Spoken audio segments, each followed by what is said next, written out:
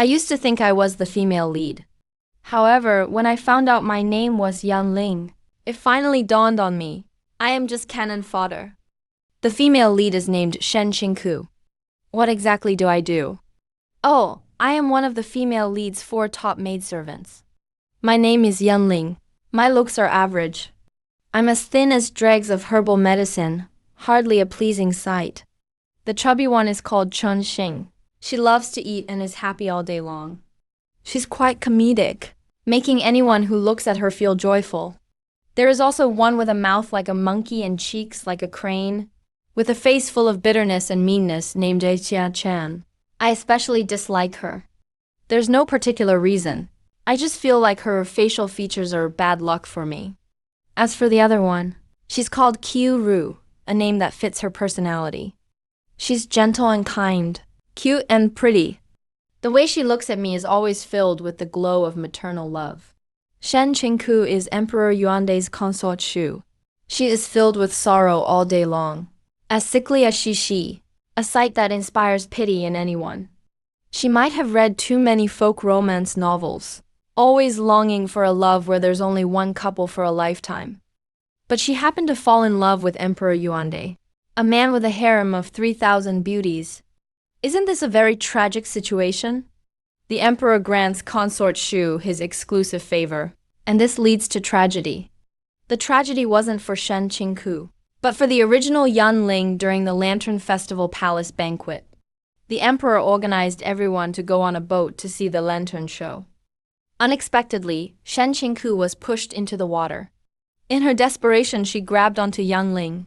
The two of them fell into the water together. The villain hiding underwater in advance mistook the target and drowned Yan Ling in the water. Shen Qingku was rescued by the emperor. By the time Yan Ling was pulled up, she had already stopped breathing. As Shen Qingku cried and shook the corpse, I suddenly opened my eyes, and she fainted from fright.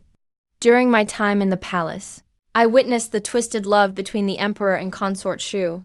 Whenever the emperor favored another concubine, Shen Qingku would stay awake the entire night, washing her face with tears, constantly saying he promised never to fail her.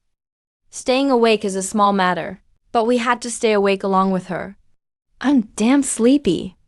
Once we were walking in the imperial garden and accidentally ran into the emperor. She had a face full of coldness and aloofness. This made the emperor's heart itch with desire, but he couldn't bring himself to take the initiative to make peace. The two started a cold war again. The Cold War was one thing, but the people in the palace thought she was out of favor and bullied us in all sorts of ways. If I could swallow this grievance, my name wouldn't be Yan Ling, so I defected. Though it's shameful. In a story about palace intrigue, for a maid like me to survive, I must be adaptable to the circumstances. Currently, the most powerful person in the harem is noble consort Wang. The emperor just favored her yesterday, so she is in high spirits from the good news. When I went to seek refuge with her, she glanced at me and said, "Fine then. This palace shall take you in for now." Of course, there were conditions. In the harem, everyone knows about the romantic past between consort Shu and the emperor. And they know the one the emperor loves in his heart is Shen Qingku. For other women, it's just a matter of responsibility. The condition for noble consort Wang to take me in was for me to drive a wedge between the emperor and consort Shu. For this, she gave me a white jade hairpin. With a flattering face, I said, "Rest assured, Your Highness. This servant knows pharmacology, is good at dressing up, and is very clever. I guarantee that within half a month, Consort Shu will be staying in the Cold Palace." With noble consort Wang, things went very smoothly for me. Any eunuch in any palace who was low-ranking would have to call me Sister Yun. In this group, I was only responsible for eating, drinking, and having fun, and occasionally mixing face masks for noble consort Wang.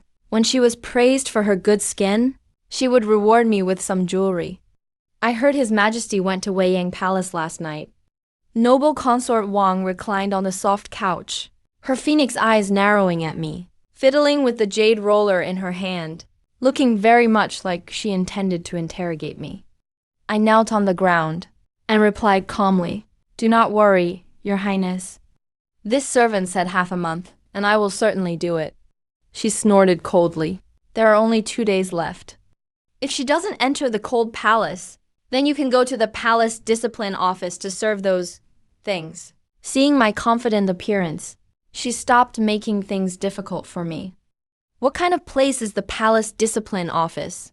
It's where old eunuchs are kept. I heard the old eunuchs there are all perverts. Maids who have committed crimes are sent there. They go in as humans, but come out no longer looking like humans. I left Wei Yang Palace and immediately went to find Xia Chan. I gave all the jewelry noble consort Wang had given me to Xia Chan. She happily called me Sister Yun 3 times. If I had known, I would have followed you, Sister Yun. Consort Shu's attitude. Never mind His Majesty. Even I get annoyed looking at her. I then stuck the white jade hairpin from my wrist into her hair, smilingly asking, "How is the matter I asked you to do?" Xia Chan said with a flattering smile, "Don't worry, sister. These past few days I've been telling her directly and indirectly. His Majesty took another beauty on the 5th, favored lady-in-waiting Zhang on the 10th, and favored virtuous consort Su on the 15th. What did she say?" I asked Xia Chan. Of course she was incredibly heartbroken. She drags us along all day, talking about how good her days with His Majesty were among the common folk, saying His Majesty changed after he got her, and that all his promises to never fail her were lies. She clicked her tongue and said, "She's just stupid. How could His Majesty possibly love only her?" I asked curiously, "Then what did His Majesty do at Changmen Palace last night?" Xia Chan covered her mouth and laughed. "Sister, you wouldn't believe it. Last night, Consort Shu went crazy for some reason. She didn't give His Majesty any face. She said she doesn't care for a man like His Majesty, which made His Majesty leave in a rage." I nodded understandingly. "The night after tomorrow, find a way to give this sachet to His Majesty. Lead him to Changmen Palace. Remember, do not let Consort Shu find out." She sniffed the scent on it and asked, "Is there something special about this sachet?" "Don't worry about that. From now on, us sisters will be relying entirely on the noble consort. Nothing must go wrong with this. Do you understand?" She nodded solemnly. "Don't worry, sister. I'm very steady in my work." The moon was very round that night. I lay on a tree counting. It should be about time. Xia Chan came running in a hurry. I jumped down from the tree. She looked at me with a panicked face. Surprised, such a tall tree. "How did you jump down? Did the emperor go?" I asked. She nodded and said, He went. He's almost at Changmen Palace." I smiled and patted her hand. "Great job." After Xia Chan left, I went to find noble consort Wang. After coming out of Wei Yang Palace, I took off my outer garment. Underneath was a night suit I had put on in advance. I masked my face and ran all the way to Changmen Palace. I saw the emperor was almost at the gate of Changmen Palace. The servants at Changmen Palace had all been sent away by Xia Chan. It was deathly quiet, quite creepy. After I went in, I extinguished the incense in the burner, so no one would discover something hidden in the box. I placed a pair of men's boots in front of Shen Qingqiu's bed and sat down beside him, looking at that delicate, beautiful face. Even as a woman, I felt a little moved. His loose clothing was easily undone by me, revealing pale skin and a red doo-doo. Shameless as I am, I left a red lipstick mark on his neck. That knockout incense really worked. I left his collarbone all red, and he didn't make a sound. I heard footsteps. The emperor arrived. I extinguished the lamp in the room and slipped under the bed. In the pitch dark, the emperor walked over and sat by the bed. He softly said, "Kair, why don't you understand my heart? The emperor's exclusive favor only brings disaster. If I love you, it will only harm you. If you are heartbroken, do you think I'm not as well? What you said that night was just out of anger, right? If you no longer love me, then why did you embroider that sachet? Yearning for you, but unable to see you. You miss me too, don't you?" Damn, the emperor talks so much. My damn legs are numb. I moved my legs a little. Never expected the emperor actually heard that sound. He sharply asked, "Who's there?" I quickly dashed out from under the bed and grappled with the emperor in the dark after scratching his arm with a hairpin. I jumped out the window and ran. Chase me in your next life. I'm as fast as lightning. In my previous life, I ran everywhere looking for rare herbs. Maybe not good at anything else, but I'm especially good at running away. I've even scaled cliffs before, so a few armed soldiers are nothing. But the emperor's martial arts really are impressive. He almost dislocated my arm. I barely escaped, only to see a crowd of concubines rushing to Changmen Palace. Noble consort Wang was leading the way. That scene was pretty terrifying. They're actually pretty efficient. Never mess with women if you want to live. The guards didn't even have time to chase the assassin before noble consort Wang stormed into Shen Qingkeo's chambers with all the concubines. I changed clothes outside and snuck in during the chaos. The palace chamber lights were all on. The men's boots were already gone, probably hidden by the emperor. He looked cold and severe. The atmosphere was extremely tense. He must have seen the marks on Shufei too. Noble consort Wang jumped to speak first. Your Majesty, I heard something happened in my sister's palace. She stopped mid-sentence. The emperor got angrier. He demanded, what is it? But she didn't mention the thing about stealing a man. Instead, she saw the emperor's wound and immediately rushed over, shouting, Your Majesty, Shufei actually dared to hurt you. As soon as those words were out, everyone in the room gasped. The emperor quickly covered his arm and explained, there was just an assassin. It wasn't Shufei. Poor Shen Qingku was still sleeping. The noble consort and the others kneeled, claiming Shufei brought chaos to the harem, tried to cheat with someone and failed. And the wild lover even hurt the emperor, an unforgivable crime. She deserves to be executed. The emperor got angry. Even if he was being cheated on, he still refused to punish Shen Qingku. My methods may have been clumsy, but with noble consort Wang fanning the flames, even if the emperor didn't believe her, there was no way to smooth things over. Too many witnesses. The other concubines couldn't force it. And just when the emperor was about to let things slide, the Empress Dowager suddenly arrived. Since the emperor couldn't bear to kill Shufei, the Empress Dowager compromised with him, sending Shen Qingku to the cold palace. When Shen Qingku woke up, she received the imperial edict banishing her to the cold palace. Do I feel guilty? A little, but that's all.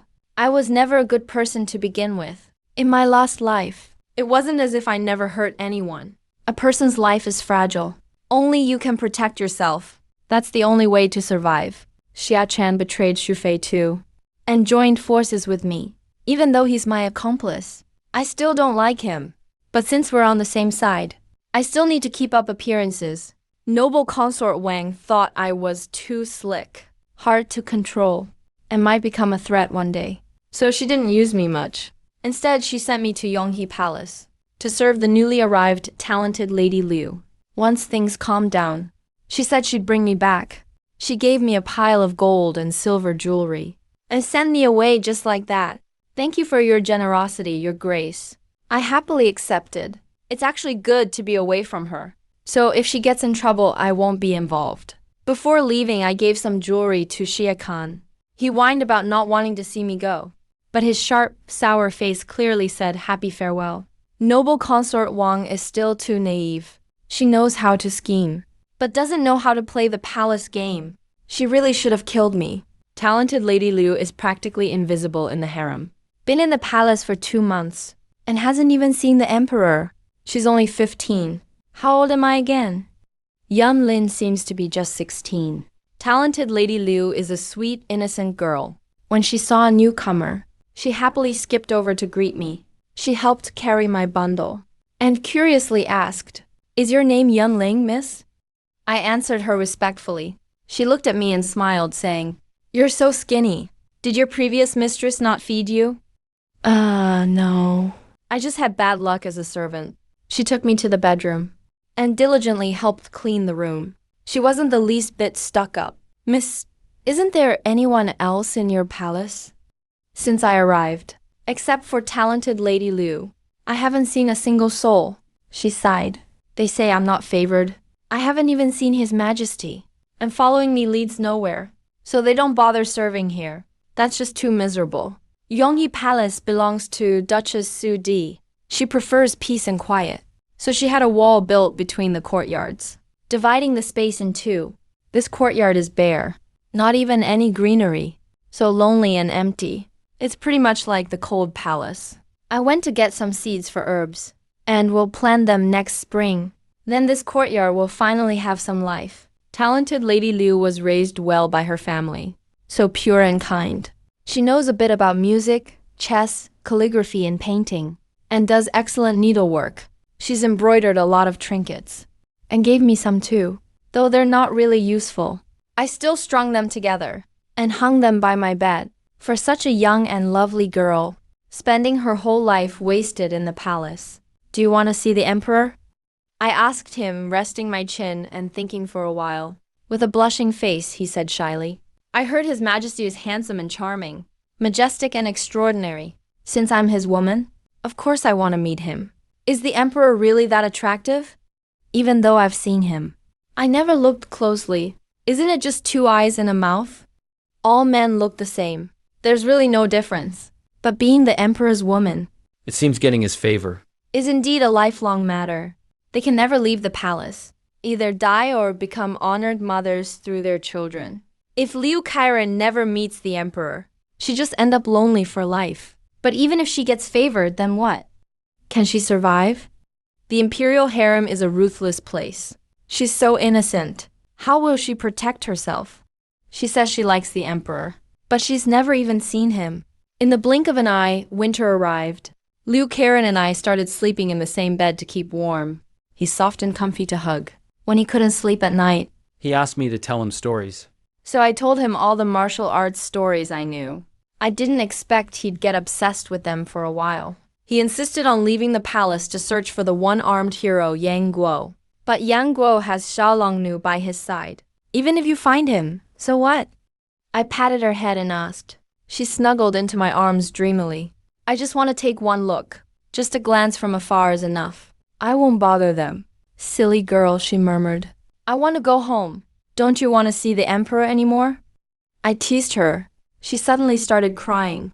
She said everyone told her. The emperor's woman should only think about him. But I want to see the outside world. I shouldn't have told her those stories. I spent days trying to comfort her. Finally managed to calm this silly girl down. But when I returned with medicine against the cold, Liu Karen was missing. The little liar actually tricked me.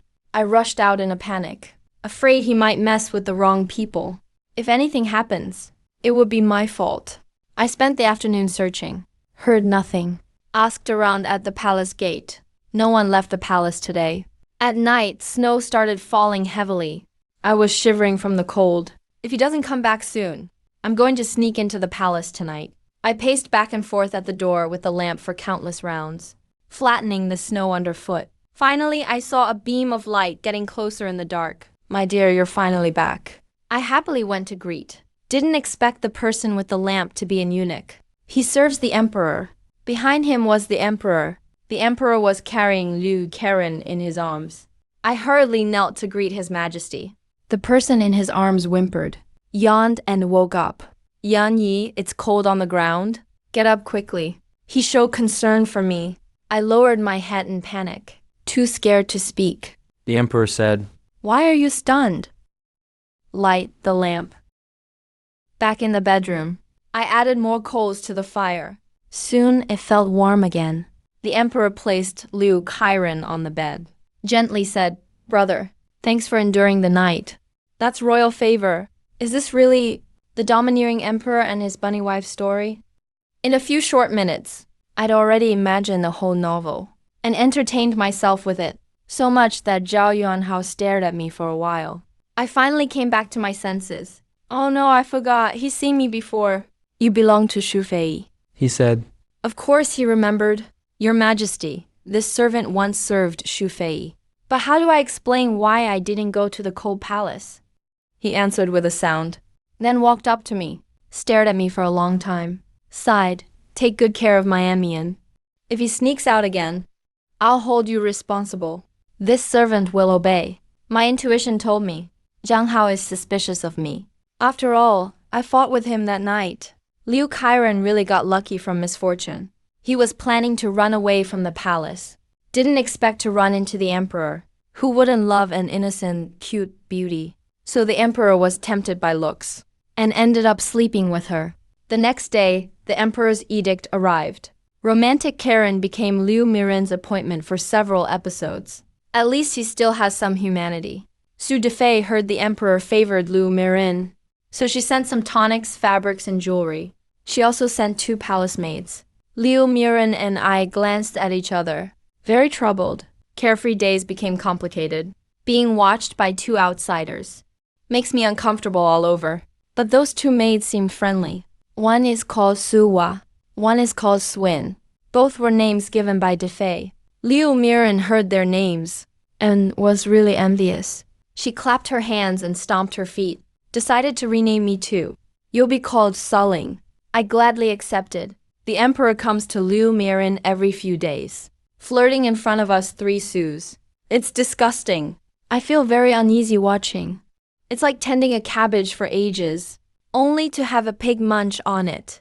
Suwa and Swin must have never seen this before. Their faces turned red like a monkey's bottom.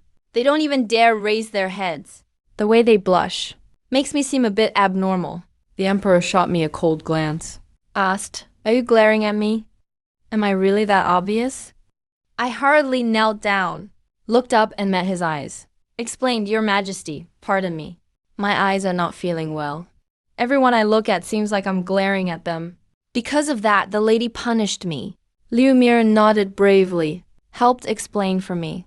"That's right." The emperor pinched her chin and kissed her. Smiled, "My Amian is so kind. Should I assign some nimble servants to wait on you?" "Your Majesty, no need. I just like sulling." Liu Miren quickly replied, making the emperor hate me more. His woman likes me, a servant, and even refused his kindness. My days will be tough now.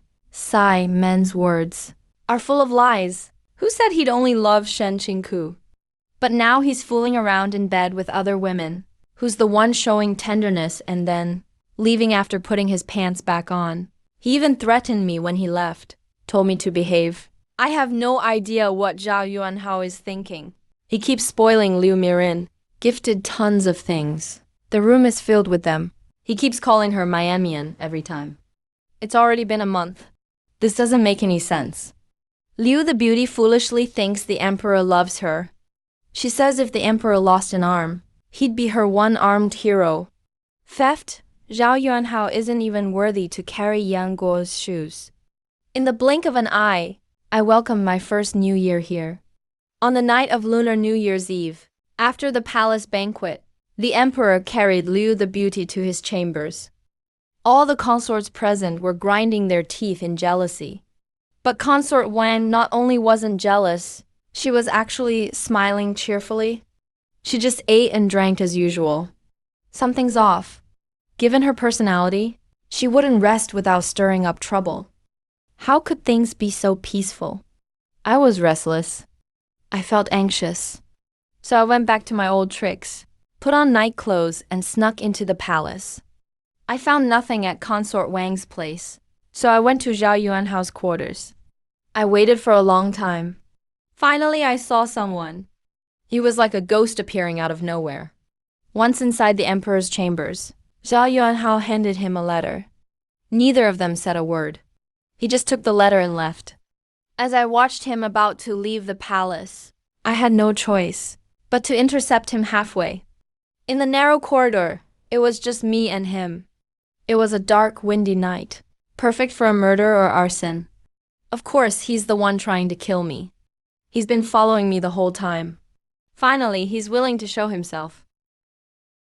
I leapt in front of him and laughed, saying, "You have some impressive skills to be able to detect me." He said nothing and just drew his sword to attack. I'm not a hero. I've always lived on the streets, using nothing but dirty tricks. So I threw some poison powder. He couldn't see anymore. "Baby, thanks for the compliment." I managed to knock him out smoothly, dragged him to an abandoned house and tied him up. Found the letter. After reading it, I was overwhelmed with mixed feelings. Cursed Zhao Yuanhao's lineage up and down. Then put the letter right back where I found it. I woke him up. gagged him, and said, "Brother, tonight's matter is only known by heaven, earth, you, and me. Don't worry, I won't tell anyone. About the letter in your arms, don't come causing me trouble either. I'm just trying to survive. Didn't mean to offend you tonight. Hope you'll forgive me." His brows furrowed tightly. He angrily said, "Curiosity killed the cat." "You're looking for death." I sighed and told him honestly, "I already know what the emperor told you to do. But I won't leak it. After all, that's your nation's big business. I won't get involved. Go handle your business. No need to worry. I'll tip them off. You think I would believe you?" He shot back. I laughed. "So what if you don't believe me? If you can't finish the job, losing your life is nothing, but chaos in court is a huge deal. Would you really put the emperor in danger? Like I said, I'm just trying to survive. Didn't mean to offend you. There's no need to worry yourself over nothing." I laid the antidote next to him. Sighed, "Dawn's coming soon. All the things you've been told to do. You should hurry up." He angrily said, "You'd better pray. I don't find you." I laughed. "All right. I'll be waiting for you to find me." "Untie me," he said coldly. I tossed him a dagger. Sighed, "Use the dagger to cut yourself free." "All right, goodbye." On the third day of the Lunar New Year, Liu the Beauty was ordered to drink poisoned wine. She died in a heavy snowstorm. The emperor's favor is like a blade, always ready to take her life. I can't interfere with court affairs, nor do I dare. Compared to affairs of the world, minor personal feelings don't count for anything. Zhao Yuanhao wanted to purge treacherous officials from court, and Liu, the beauty's father, was among them. This upheaval affected 38 people. The lucky ones were sent to the army as punishment. The unlucky ones had their entire families executed. Liu the beauty was sent to the palace as a pawn, and was favored as a pawn. She never knew, even at death, what she'd done wrong. She asked me why her emperor brother wanted to kill her. Was it because she didn't listen? But I couldn't bear to tell her that her emperor brother never liked her. All the affection was just for show. It was all meant for her father to see. And I guess that makes me an accomplice. I knew Zhao Yuanhao's plot from the start, but didn't tell her, letting her die on this frozen land. Suhua and Suxing died with her. In the end, I'm just cold and selfish. I didn't have the courage to die with her. So I ran away. After learning of the emperor's plan, I purposely angered Consort Sudi on New Year's Day. Consort Sudi has always been vicious. She had someone slap me 10 times, then sent me off to the Palace Service Bureau, where I became the lowest-ranking maid. So I escaped disaster. After the purge, even Consort Wang quieted down. She stayed inside Wei Yang Palace all day. Although her brother was a trusted aide to the emperor, no one dared stick out right now. Avoid trouble if you can. Zhao Yuanhao made up some random excuse and brought Shen Qingku out of the cold palace. She was settled in the Chang'an Palace, but was demoted from noble consort to Lady Shen. After winter arrived, the Empress Dowager's health worsened every day, so she stopped caring about the affairs of the harem. The Pingfield's life is just too hard. The head matron hit menopause and beat every worker under her. People were sound asleep at night. She'd dump a basin of cold water on them and make us get up to clean the courtyard. I've used some powder to mess with her in secret, but that's not a long-term solution. Even if I poisoned her voice, there would just be another menopausal matron to manage us. If life keeps going like this, I'll either be tortured to death or driven insane.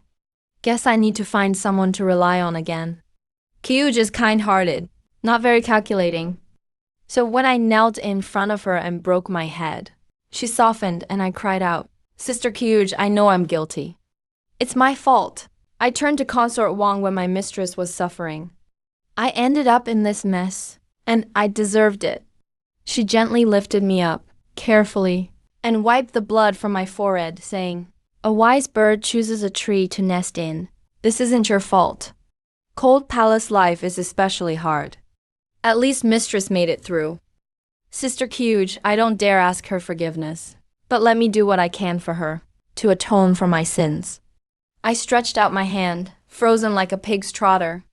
Placed on his fair and delicate hands, he pulled my hand in surprise and asked, "Does it hurt?" I shook my head pitifully. "It doesn't hurt." Kiyu sighed, "All right. I'm going to plead with Her Majesty. Let you return to Changmen Palace to serve.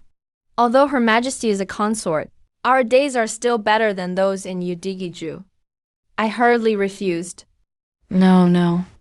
Thank you, Sister Kiyu, for forgiving me. I'm already very happy.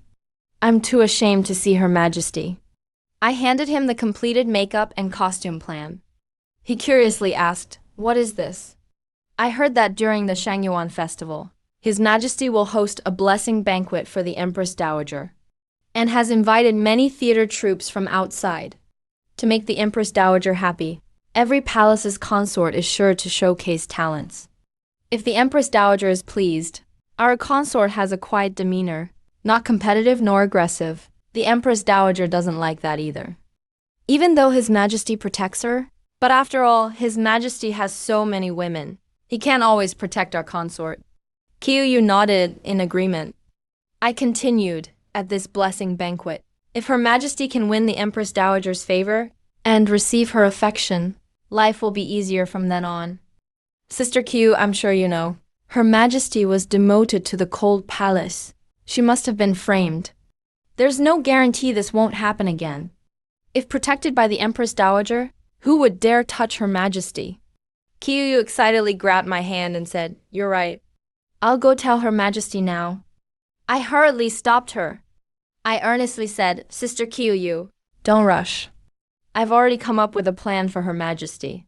She looked at the plan in her hand. Her eyes lit up. "Yes, that's exactly right."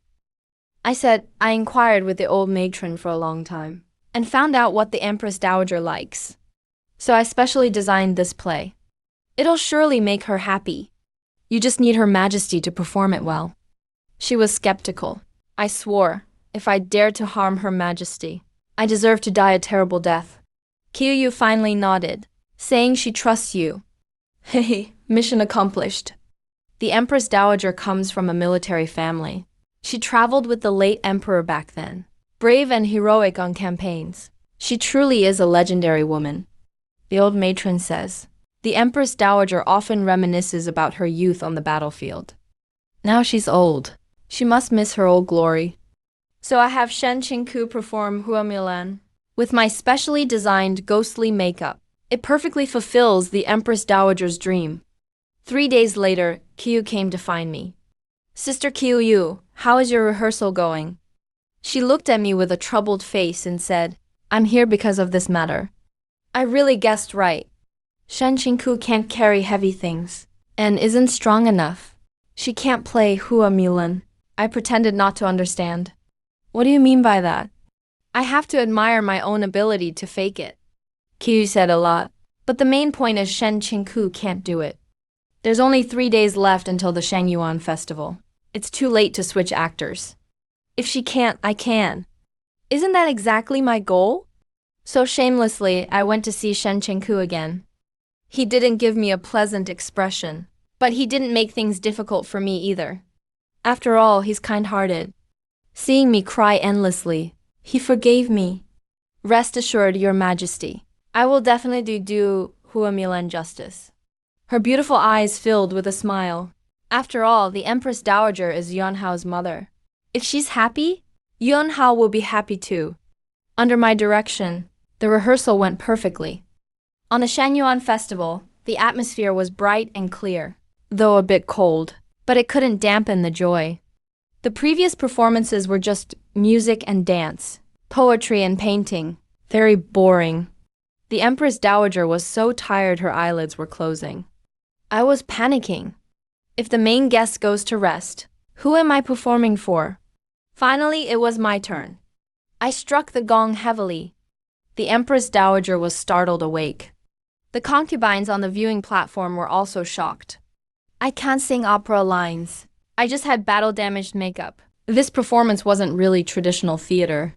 It's more like a live movie. I acted well, carefully watching the Empress Dowager's expression. The elder's eyes brimmed with tears. She almost got up from her seat. Her eyes shined brightly, with a satisfied smile on her lips. Great, the Empress Dowager likes it. If everything went this smoothly, it would lose the essence of palace intrigue. Halfway through my show, an actor playing a soldier suddenly pulled out a knife from his waist and tried to kill me. Those unaware thought it was just part of the act, like the ones sitting at the tables. They were watching with great interest, but I was the only one who knew. Those guys were actually trying to kill me. Maybe they mistook me for Shen Qingku. After all, the program roster says, the lead actor is Shen Qingku. These people actually added more drama to my performance. On the waterside pavilion, my fight scene stunned the audience. Even the elderly Empress Dowager got up excitedly and cheered, "Great job!" Those assassins were eunuchs. Don't ask how I knew. I happened to accidentally throw itching powder on their faces. Then I found out. Hey, eunuch, are you jumping into the water yourself, or do I have to kick you in? I caught him in a reverse hold and teased him in a low voice. I'll jump myself. Someone yelled, "Wrong target, retreat." Then they all jumped into the water. Thunderous applause from below. A strike of the gong. The performance ended. Which palace staged this play? The Empress Dowager asked, radiant. I cupped my hands, knelt on one knee and replied, "Reporting to the Empress Dowager, we are the servants of Shenping Consort from Changmen Palace. Specially wrote this play to bless the Empress Dowager, wishing Her Majesty good health and all the best." Just then, Shen Qingku walked out from backstage, knelt and greeted, "I wish the Empress Dowager fortune and health, and everything goes smoothly." Very good. Shen Consort is thoughtful. That praise from the Empress Dowager, Shen Qingku's status instantly increased. The emperor seized the opportunity and promoted Shen Qingku to Shufei. The Empress Dowager waved for me. Sighed, "You, come here." I walked up to her and knelt politely. She looked at me with loving eyes, asked, "What's your name?" "Slave Yunling." "Greetings to the Empress Dowager." She pulled my hand. Sighed, "I really like this child." Shen Qingku appropriately replied, "Empress Dowager, if you like her, why not keep Yunling by your side?" The Empress Dowager nodded approvingly. He said to Shen Qingku, "You've really put thought into this. Leaning on the Empress Dowager's thigh is really comfortable." After I washed off the battle makeup from my face, Zhao Yuanhao's gaze toward me instantly turned gloomy and cold. After the blessing banquet ended, the emperor told the Empress Dowager he needed to say something to me. He asked me to follow him to Fengming Hall. The first thing he said was, "I didn't expect you to actually be alive." I knelt down and admitted my mistake, begging His Majesty to spare my life. "No matter if it's my fault or not. Admit it first and talk later," he said. "Oh? So tell me, what did you do wrong?" "Your Majesty." I was at a loss for words. Should I say that my mistake was betraying Shen Qingku and also abandoning Liu Mianmian, and now I've climbed my way to the Empress Dowager's side? My mistake was that when Consort Shu was sent to the Cold Palace, I wasn't there to accompany her. I let her suffer in the Cold Palace. So the fault was mine. I was basically stabbing the emperor right in the heart. He sent the woman he loved into the Cold Palace. That whole situation, he obviously doesn't want it brought up. But I insist on bringing it up. Let's see how you handle this after I mention it. Zhao Yuanhao got upset when I touched on his sore spot, and had no interest in getting anything else out of me. He just gave me a couple of casual reminders and sent me away. When I was leaving Fengming Hall, I actually ran into the person I messed with that night. Judging by his outfit, he must be a nobleman from the royal family. Anyway, he never saw my face, so I had no reason to be guilty or avoid him. I crossed paths with him, stepped back and bowed. He glanced at me, then entered Fengming Hall. People in the Empress Dowager's palace are really gloomy. It's not just that it's bad for older people to be there too long. Even for someone young like me, it's uncomfortable. I've been here for half a month, and the whole palace looks brand new. Of course, that's only possible with the Empress Dowager's support. The Empress Dowager liked my battle makeup that day, So she gave me military attire she used to wear when she was young. She asked me to recreate her old makeup look.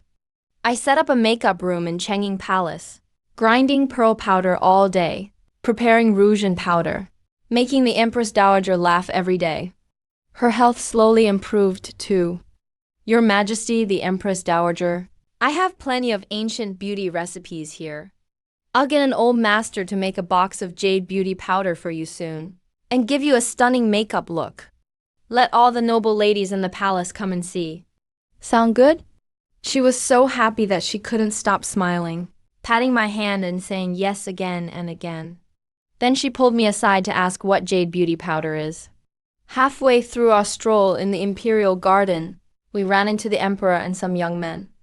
They must all be sons of high officials and nobles. What's so interesting about a bunch of men touring the imperial garden together? Wouldn't it be better to have some palace beauties join them? When the emperor saw the Empress Dowager, he hurriedly bowed. Mother, it's windy in early spring. Why did you come out? The Empress Dowager smiled and said, My health was ruined from being cooped up in Changing Palace. Getting out for a walk is good for the body. He pulled me along and said to the emperor, All of this was told to me by Yunlin. He knows a lot. I listened to his advice, and I've become much healthier. I was speechless. You can't just put someone on the spot like that. I really don't want to be in the spotlight. As expected, the moment I was mentioned, Zhao Yuanhao's face turned as long as a donkey's. Oh, this must be Chang Feng. He's grown up so much. The Empress Dowager looked at the person behind the emperor. That person stepped forward. I shuddered all over. Why do I keep running into him?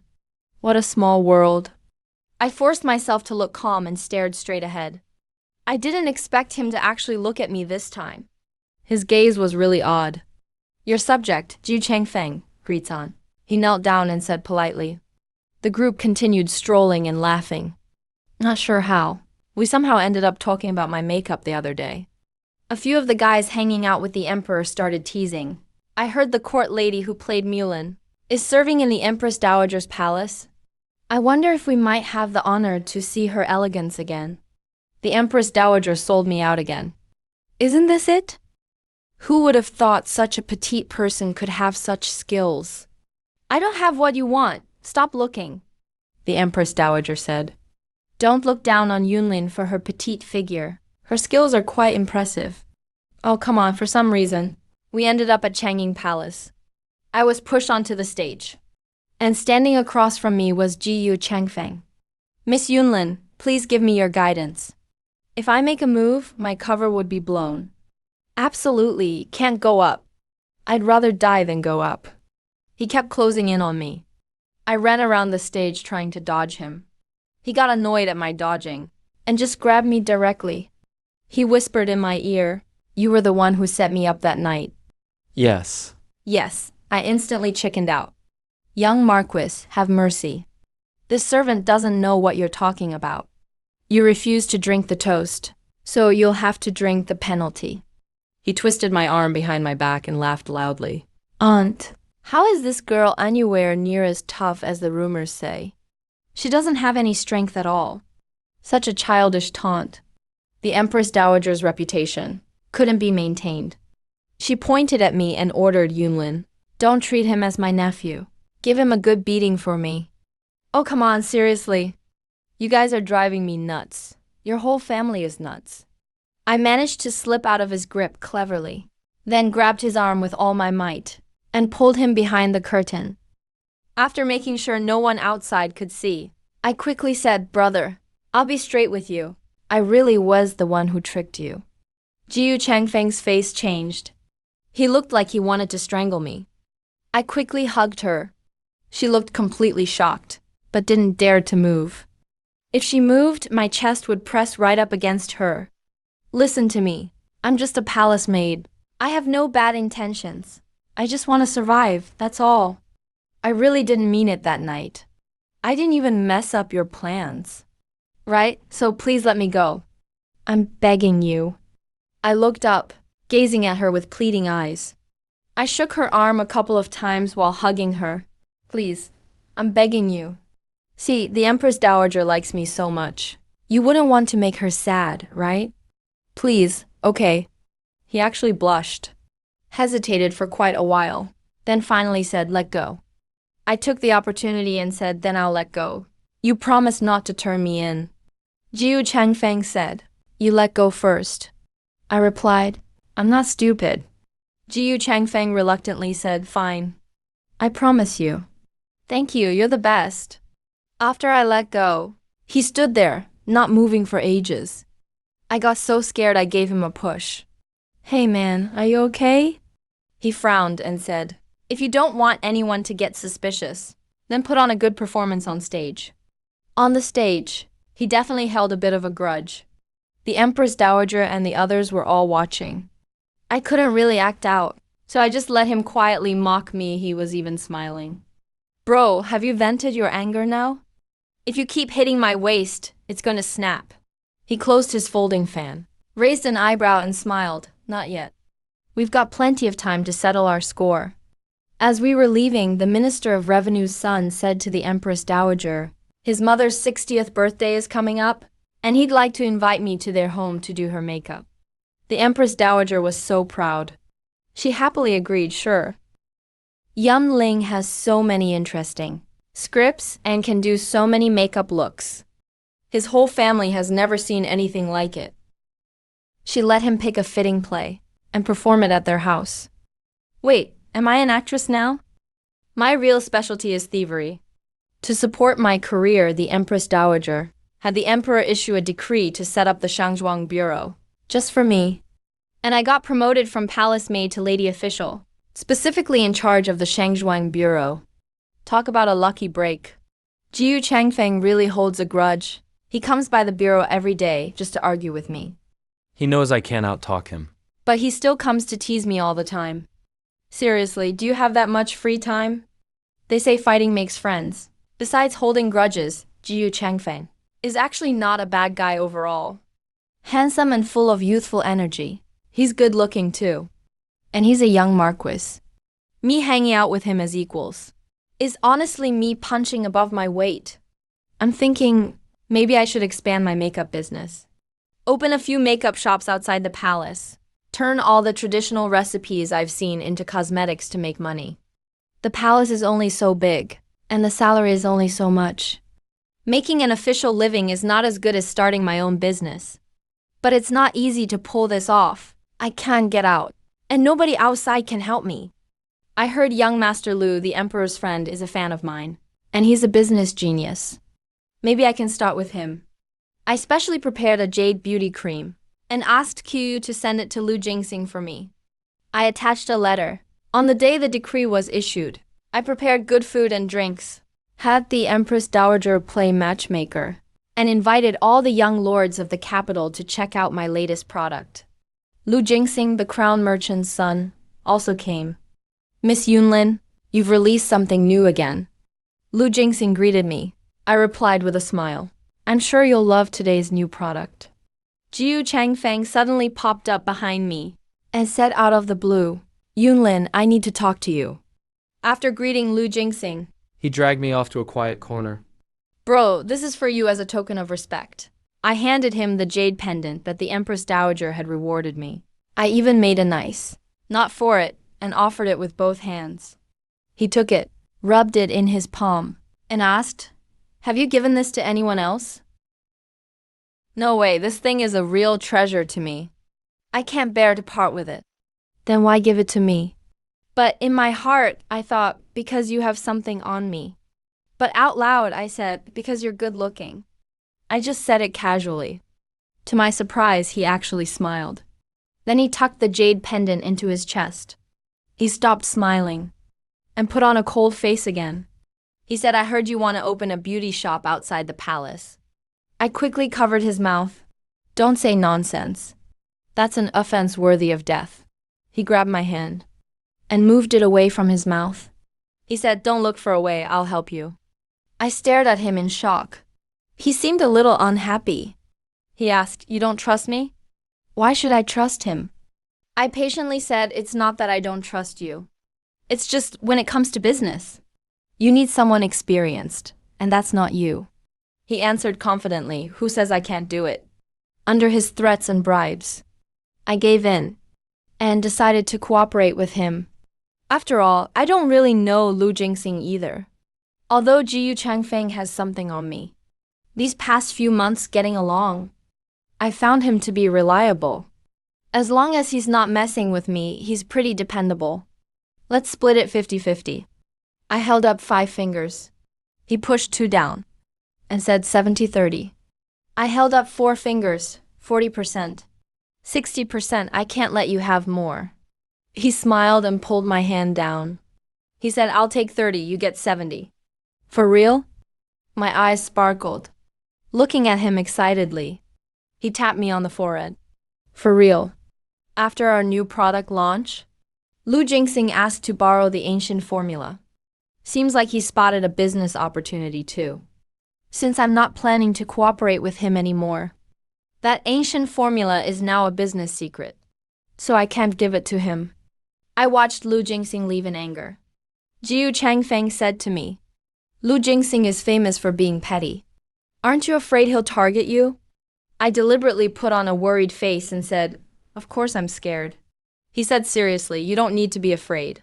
I'll protect you. Young Marquis, do you have feelings for me? As soon as I asked, I scared him off. He ran away.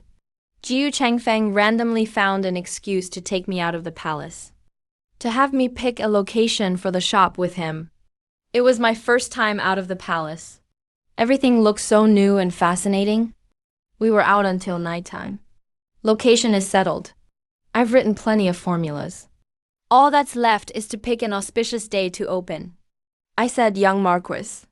The contract is sorted and everything's settled. You're the owner of the shop now. Whatever happens, it's all on you from now on. He looked at me speechless and muttered, you really don't let yourself take a single loss. But before I could wait for opening day, I ended up in prison. And it all started with Shen Qingku. Some official gave the emperor another woman, so Zhao Yuanhao had to favor her. Shen Qingku got upset again, and in a fit of anger, he broke the jade hairpin the emperor had given him. I heard that was their token of affection. They started a cold war again. That day I went to see Qiyu to discuss developing a new product together. I didn't expect the emperor to arrive, and he happened to overhear our conversation. Shen Qingku was telling us about his childhood friend and neighbor. He said his brother was as loyal as Liang Shanbo. So the emperor is like Ma Wenkai, isn't he? With that one sentence, I got myself thrown in jail. He was already angry, and I still struck a nerve. Guess I really asked for it. The Empress Dowager ended up saving my life, so I was spared. But I lost my title as a lady official. My cosmetic bureau was shut down as well. Plus, a ban was issued on my cosmetics in the harem. Otherwise, heads would roll. So there's no way my products could show up among commoners now. Opening the shop was completely scrapped. So I obediently returned to the office of the internal attendants and became the lowest rank palace maid. What is this mess?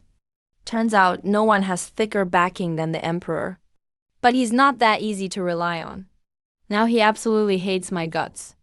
If it weren't for the Empress Dowager, I guess I'd already be separated from my head.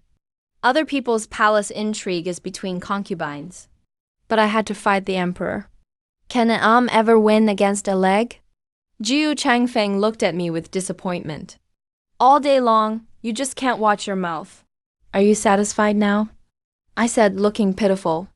Young Marquis, you came all the way to the palace servants' quarters, just to mock me. He stuffed the roast chicken into my arms. With an angry face, he said, you don't know a good heart when you see one. If it weren't for how thin you are, I wouldn't bother bringing you food. Thanks, big brother. You're still the best. I started gnawing on the roast chicken. He kept shaking his head while looking at me, saying nothing, as if he wanted to stare a hole through me. I have to go now, He said. I wiped my greasy hands. looked at the sky, and nodded. I replied, it's getting late. You really should be going. He looked gloomy. He said, I'm going to the front lines with my father. The smile froze on my face. Going to war and fighting? I had never even thought about it. Why did it have to fall upon Jiu Changfeng? When will you be back? I asked. He looked at me reluctantly and said, Soon. How long is soon? He lowered his head. When he looked up again, he wore a bright smile. Pinching my nose, he said, I'm the vanguard officer personally appointed by His Majesty. I'm very good at leading troops in battle. You have to believe in me. He never did tell me how long soon was. Was it 10 days, a month, a year, or a lifetime? I also pinched his nose and smiled. You are the famous young Marquis. You're great at fighting, so you must come back safely. He promised. I will. I sighed. This harem is a place that eats people alive. If you don't come back, I might end up being killed by someone. He pulled a gold medallion from his robe. It felt heavy as he placed it in my hand. He said, This is the death-exempt gold medallion the late emperor gave my father. I'm giving it to you. Just don't go looking for trouble. It can only save you once. I hurriedly threw it back into his arms. You didn't steal it, did you? Jiu Changfeng gave an embarrassed smile, then impatiently stuffed it back into my arms. He said, You talk too much. If I tell you to keep it, just keep it. I'll ask you for it back when I return. I curled my lip. I said, You must come back and ask me for it. Jiu Changfeng smiled. When has this Marquis ever lied to you? He kept looking back as he walked away. I shouted, Why are you acting like a woman? Just go already. The moment I turned around, he called my name. When I turned my head, he ran toward me and hugged me tightly. I will definitely come back. You must stay alive too. I sniffled, gave him a push. You talk too much, just go. My big brother from the Jiu family is out fighting. I can't just sit around waiting to die. If he returns one day, and I'm still just a maid in the palace servants' quarters, wouldn't I be even more out of his league? I heard that noble consort Wang is pregnant. It's Zhao Yuanhao's first child. A pregnant woman finally settled down. She stayed in the Weiyang palace all day, and the harem became peaceful. However, that Lady Zhang, who had just entered the palace and was favored by Zhao Yuanhao, started causing trouble again. Of all the people she could provoke, why did she have to provoke Shen Qingku? Wasn't she just asking for trouble? She was the source of the Cold War between the emperor and Shen Qingku. Instead of keeping a low profile, she dared to come out and annoy people. I thought Zhao Yuanhao would demote her to the Cold Palace, but to my surprise he didn't. Instead he promoted her title. Lady Zhang was promoted directly to Ronghua Zhang. Qiuru told me that. When Ronghua Zhang went to Changnan Palace to provoke Shen Qingku ignored her. But the woman was thick-skinned and wouldn't leave, even saying some crossing-the-line things. Changxing couldn't take it, so she gave her a slap. Good hit. I clapped my hands. Qiuru was speechless. What's so good about it? The emperor arrived right after the slap. Originally, it was Our Lady who was wronged, but she refused to yield to His Majesty. She even talked about leaving the palace and going home. His Majesty got angry again upon hearing that, and carried Ronghua Zhang away right in front of Our Lady. He also gave Chunxing 20 strokes of the board. Holy crap, what a scumbag. I support Our Lady leaving. Let him suffer. Qiuru looked at me with a bewildered face, asking, What kind of talk is that? It's so strange. Oops, my identity as a transmigrator was almost exposed. I smiled awkwardly. I learned it from the maids in the palace servants' quarters. Qiuru didn't mind. All right, I've been out for too long. Our Lady will be worried. Take your time with this osmanthus cake. I'll come to see you again in a few days. The better the palace bureau treats me, the more guilty I feel. I was the one who caused them to be sent to the cold palace in the first place. Removing the Empress Dowager's makeup was also for my own sake. Shen Qingku returning to the position of virtuous consort because of it was something I hadn't expected. Yet they were grateful to me, always treating me as their benefactor. I don't deserve it. Ronghua Zhang was showing off too much, lacking any restraint. The way Zhao Yuanhao favored her like this, reminded me of the deceased Liu Mianmian. No, I can't control what Zhao Yuanhao is plotting, but I still have to vent that frustration for Shen Qingku. Every night, I went to Rongkua Zhang's palace to apply some fluorescent powder.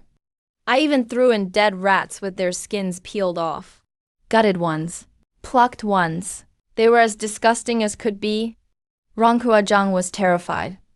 Day after day, her face was grim. Zhao Yuanhao grew annoyed seeing her like that, and stopped going to her palace. He only sent people to deliver things every now and then. I packed my gear, prepared the fluorescent powder, and went to Rongkua Zhang's palace. I didn't expect to see a corpse. Rongkua Zhang was dead. Her face was clawed up. There were no wounds on her body. Several dead, gutted cats were thrown on the floor. Could it be that the cats scratched her to death? That's ridiculous. The voices of maids came from outside.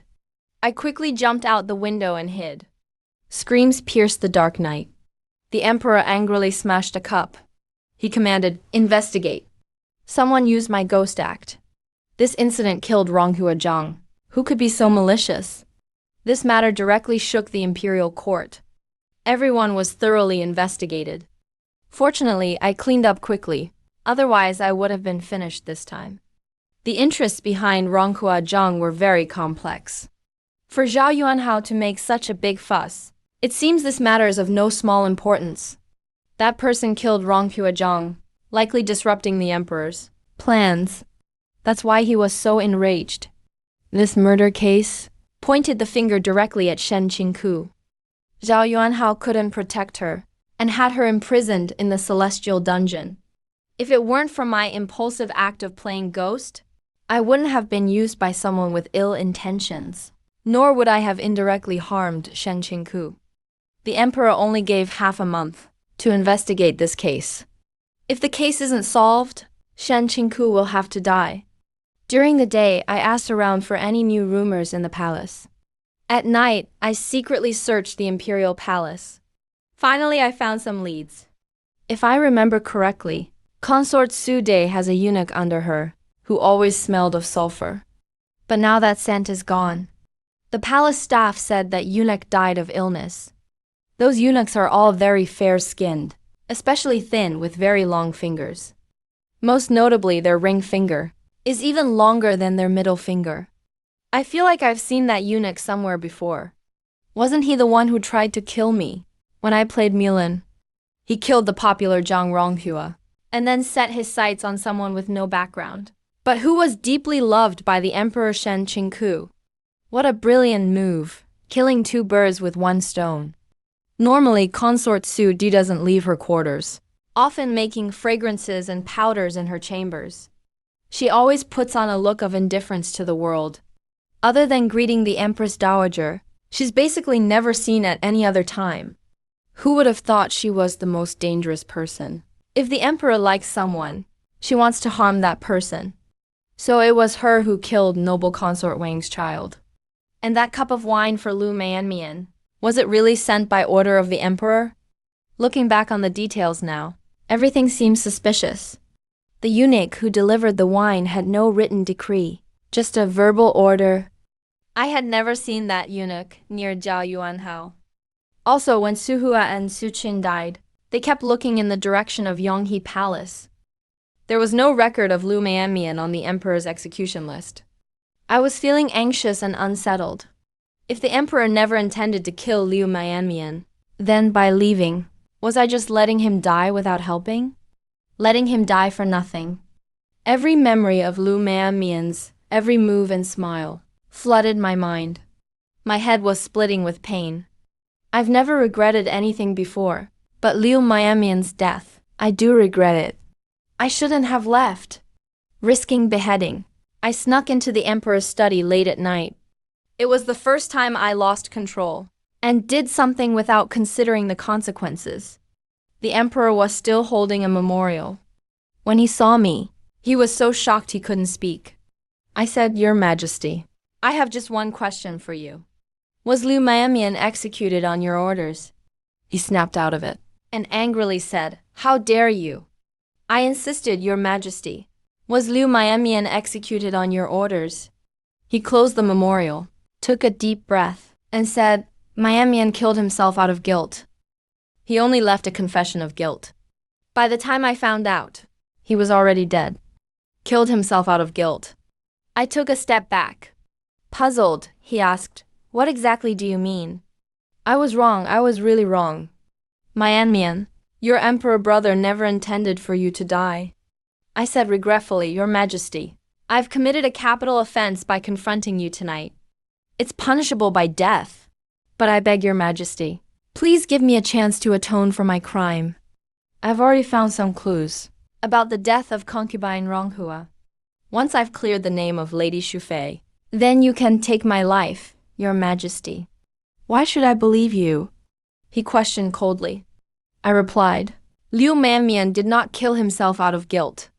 Your Majesty, you're not confused. When Liu Miamian died, news of the Liu family's trouble hadn't reached the harem yet. He had no idea about the Liu family, so why would he kill himself? Maybe he was shocked, or maybe he felt guilty. He accidentally knocked over the candlestick.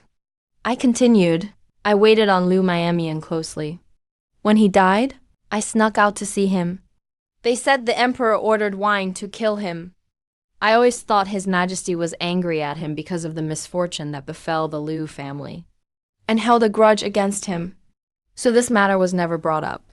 But consort Ronghua's death led me to discover some things. That's why I risked my life to ask His Majesty. I want to know the truth. He hurriedly stood up. His entire presence was filled with a dark, menacing aura. Are you serious about what you just said? I calmed myself down. What exactly is the real truth behind this? I'm sure His Majesty already knows the answer. He came right up to me and leaned in, staring at me closely. He spoke each word slowly. Do you realize that what you just said is enough to get you beheaded? I replied with integrity, saying, everyone must die someday. Some deaths are insignificant, while others are as weighty as Mount Tai. I'm just a lowly maid. My death is nothing to mourn. But Liu Miamian treated me like a sister, and Consort Shu was once my mistress. I can't just sit back and do nothing. I can't be a heartless, immoral person. I can't believe I actually said all that. That was incredible. I'm almost starting to believe that I'm truly virtuous and righteous. If it weren't for Jiu Changfeng's immunity token, I would never dare offend Zhao Yuanhao. Zhao Yuanhao looked right into my eyes. He said, Fine, I'll let you keep your life for now. But if you can't give me an answer, I will take your life. That means he trusts me after all. This was absolutely unexpected for me. Zhao Yuanhao glanced at me. He said the case of Zhang Ronghua has already been handed over to the Grand Court of Justice for investigation. You mustn't do anything openly. You need to investigate secretly. Otherwise, I won't spare you. I muttered under my breath. I'm not stupid. Zhao Yuanhao asked, What did you say? I quickly corrected myself. I obey Your Majesty's orders.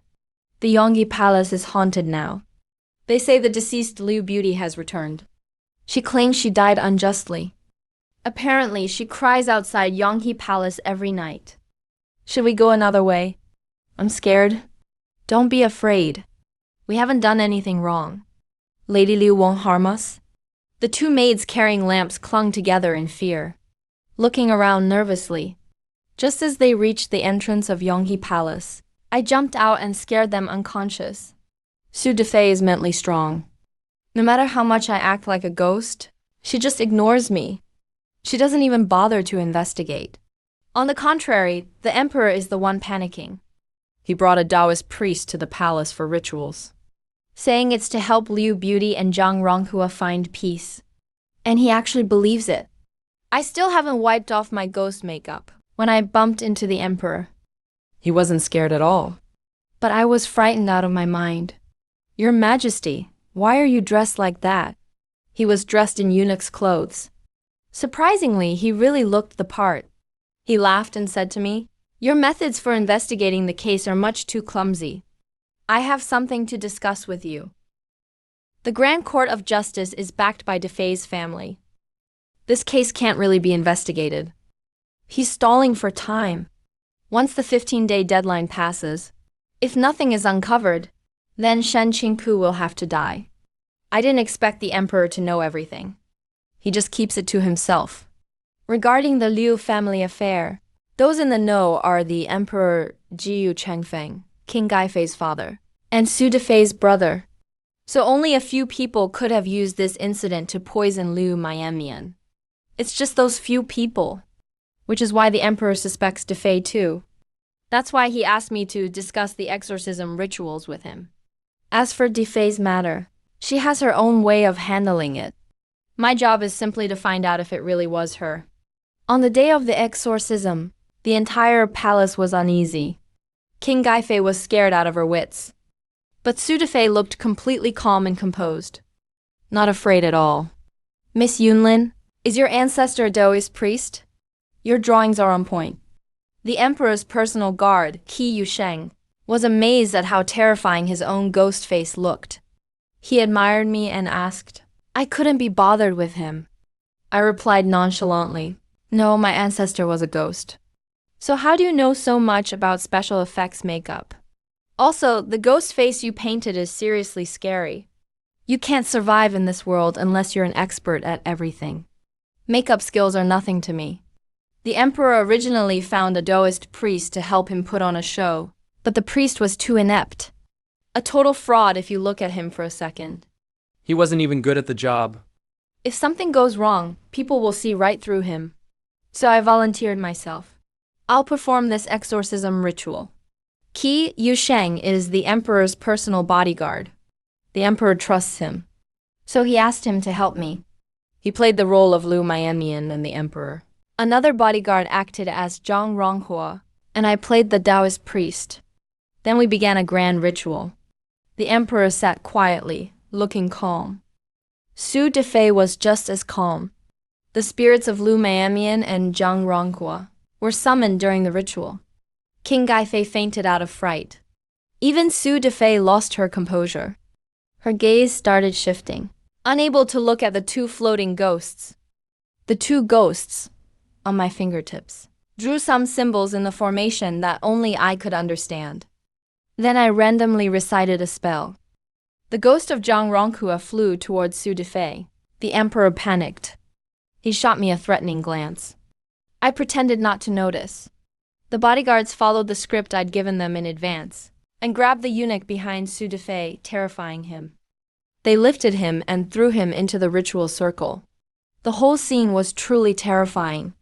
Su Defei's face turned pale from fright. The emperor saw that the target wasn't Su Defei and immediately relaxed. Suddenly, flames burst from the eunuch's body, and meowing echoed from the rooftops. He was so scared he couldn't stand up. It wasn't me, it wasn't me! The eunuch looked at Su Defei. Su Defei instantly glared at him harshly. Seeing he couldn't escape, the eunuch took all the blame himself. He said it was all his doing. He confessed to killing Zhang Ronghua as well. As soon as he finished speaking, Zhang Ronghua's ghost bit him to death. Actually, he was just knocked out. Next up was Liu Mianmian. I couldn't find the eunuch who brought the poison wine. He may have already been silenced. But now everyone was so terrified they lost their composure. I told Qi Yusheng to grab the maid closest to Su Defei. I didn't even have to scare her.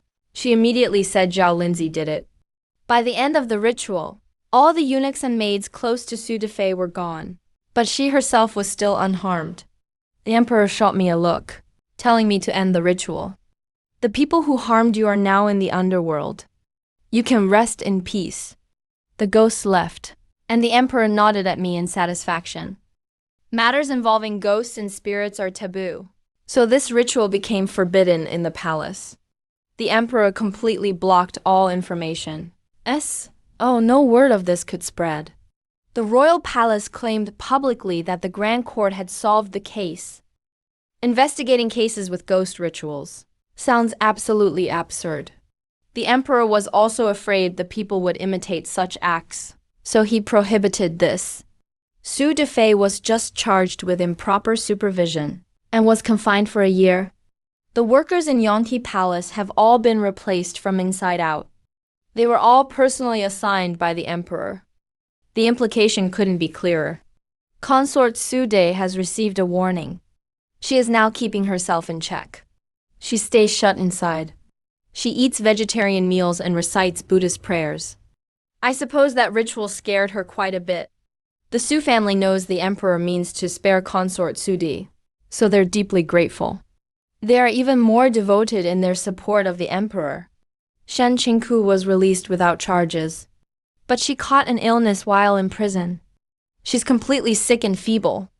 She has no energy whatsoever. The emperor feels guilty about it. He doesn't dare to face her, so he hasn't visited Chengmen Palace.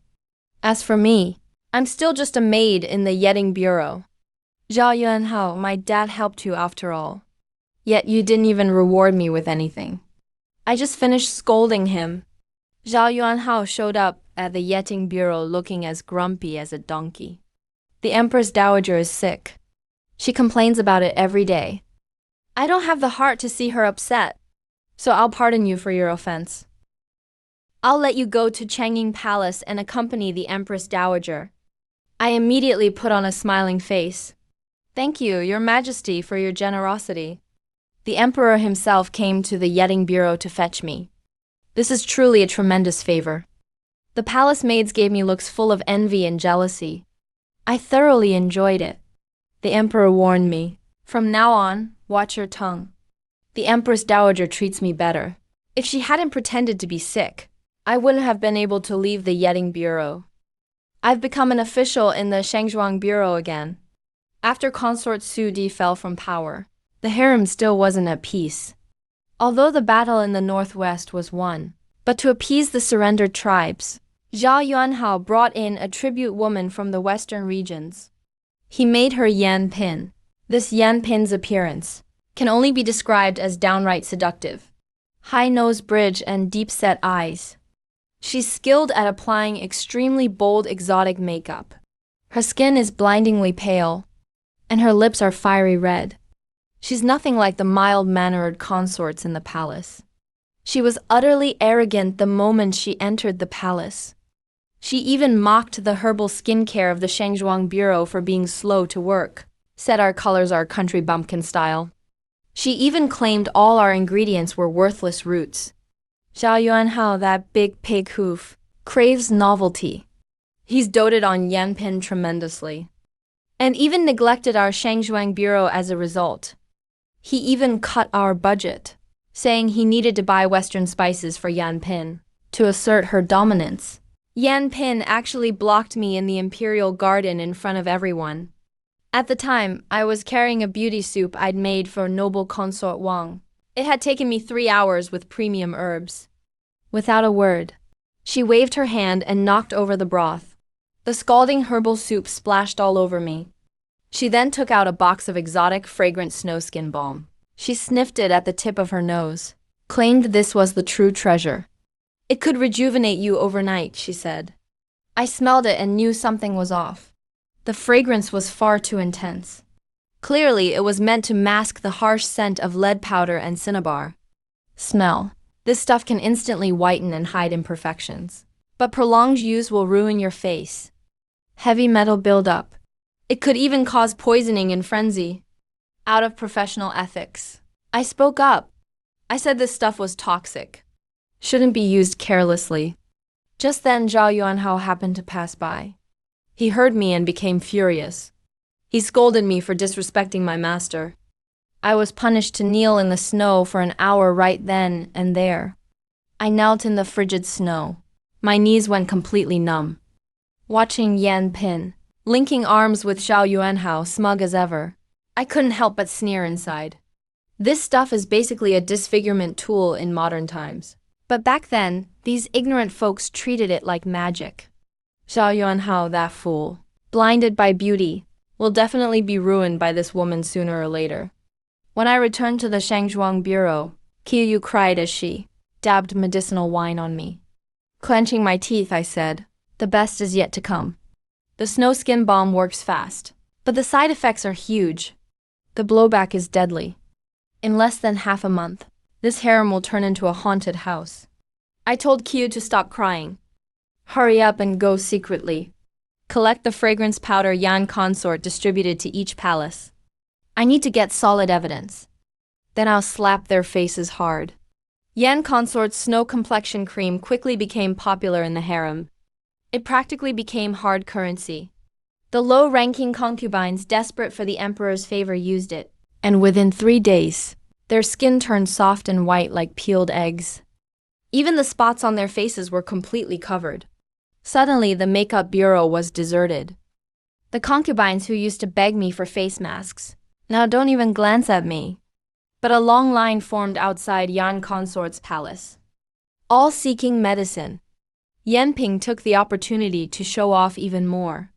She even went to Changnan Palace to humiliate Shen Qingku, claiming her complexion was sallow, like an old woman. No wonder she couldn't keep the emperor's interest. She even pretended to generously gift Shen Qingku a box of snow complexion cream. Shen Qingku was indifferent by nature. She didn't care about these things. But I couldn't swallow my anger. I secretly tested the powder Qiu stole. Discovered it contained lead and mercury hundreds of times above safe levels. Anyone who used it was doomed. It's basically murder without blood. What's even scarier is, pregnant royal noble consort developed spots during pregnancy, and obsessed with her appearance, also considered trying Yan consort's products. I knew these products were extremely dangerous to pregnant women. Not only would they harm the royal noble consort, they could even cause birth defects or miscarriage. I stopped her at the entrance of Weiyang Palace, earnestly persuading her not to use it. But Yan consort sowed discord, so the royal noble consort ignored me. He angrily ordered people to throw me out, told me to go back to the night court bureau to reflect. I didn't idle away in the night court bureau either. Started searching for antidote herbs near the cold palace, like smilax and mung beans, and secretly stockpiled some dried herbs. Good words can persuade a damned ghost. This ruined face crisis will explode sooner or later. When that happens, a palace full of disfigured monsters is my chance to rise again. I was locked back in the night court bureau. In less than half a month, trouble really started in the harem. The earliest users of the snow complexion cream among the low-ranking concubines began developing dark spots on their faces. Their skin became thin, red, and swollen, even ulcerated and oozing pus. It hurt deeply even with a slight touch. Terrified, they went to Yan consort for help, but she shut them out. Yan consort claimed it was their own bad luck, unable to handle something so precious. She even blamed it on them eating forbidden foods, and turned the tables on them, saying they were falsely accusing her. Zhao Yuanhao saw the disfigured concubines, got so scared that he had nightmares all night, ordered them imprisoned in the cold palace, not allowed to come out to scare people. Yet the panic didn't stop. More and more concubines showed symptoms. Some even developed trembling hands and loose teeth, signs of mental confusion and poisoning. The whole harem was anxious, crying everywhere. Yan consort, to cover up the truth, played the villain first, ran to the emperor crying, claiming the makeup bureau sought revenge, and poisoned the water supply, causing the sisters to be disfigured. She even called me Yan Ling, a venomous woman, who can't stand others being happy. Zhao Yuanhao, the foolish emperor, heard that all his beauties were disfigured, and got furious immediately. Didn't investigate. Ordered an immediate investigation of the makeup bureau and night court bureau. Yanting had already bribed someone in the household department. They found a so-called packet of poison powder in my room. It was actually antidote I prepared. The powder was meant to save lives. Zhao Yuanhao didn't listen to explanations at all. He ordered me tortured severely, demanded the formula for the antidote. I was pinned to the punishment bench. Thick planks struck my body again and again. I was sweating from the pain, my skin torn and flesh battered. But I gritted my teeth, refused to confess. I knew admitting it would really doom me for good. And this stain would never be washed clean. I glared fiercely at Zhao Yuanhao, cursing him 1,000 times in my heart. This dogged emperor who can't tell right from wrong deserved to be tricked. In the critical moment, The always silent Shen Qingku stepped forward. Although sickly and rarely leaving her rooms, she now knelt at the front of the hall dressed in plain clothes, holding the jade complexion cream I previously made for her, and comparing it with Yanting's snow complexion cream. Her voice was weak, but carried a firmness. She said, "Your Majesty, my age will never harm anyone. I am willing to guarantee it with my life." Yan consort, off to the side, mocked her, saying, "Sister Shufei, you're just deceived. Or maybe they're in it together." Shen Qingku ignored her, applied my cream to the left side of her face in front of everyone. Yan consort's cream to the right. She wanted to risk her own body to prove the truth. Clear my name. Yan consort got nervous and tried to stop her, saying, "Sister Shufei's body is weak. What if something happens?" Shen Qingku looked at her coldly, saying, "If it's real gold, it can't be ruined by fire." Why panic, sister? Zhao Yuanhao, for all his flaws, could not help but worry seeing his moonlight so resolute. Despite everything, I fought through my pain and requested to perform an experiment before the emperor. I brought out my special salty drinking water, actually sulfur water, which turns black when reacting with lead. I seized my chance and splashed it onto Yan consort's prized face. In an instant, her dazzlingly white face turned a horrifying greenish-black, like a female ghost crawling out of a grave. Everyone present screamed in terror. Even Zhao Yuanhao fell from his wheelchair. I said coldly, "This is the true nature revealed. It whitens skin, but actually corrodes it. The toxins seep into the blood, damage internal organs, and can even harm the uterus, causing infertility or deformed children."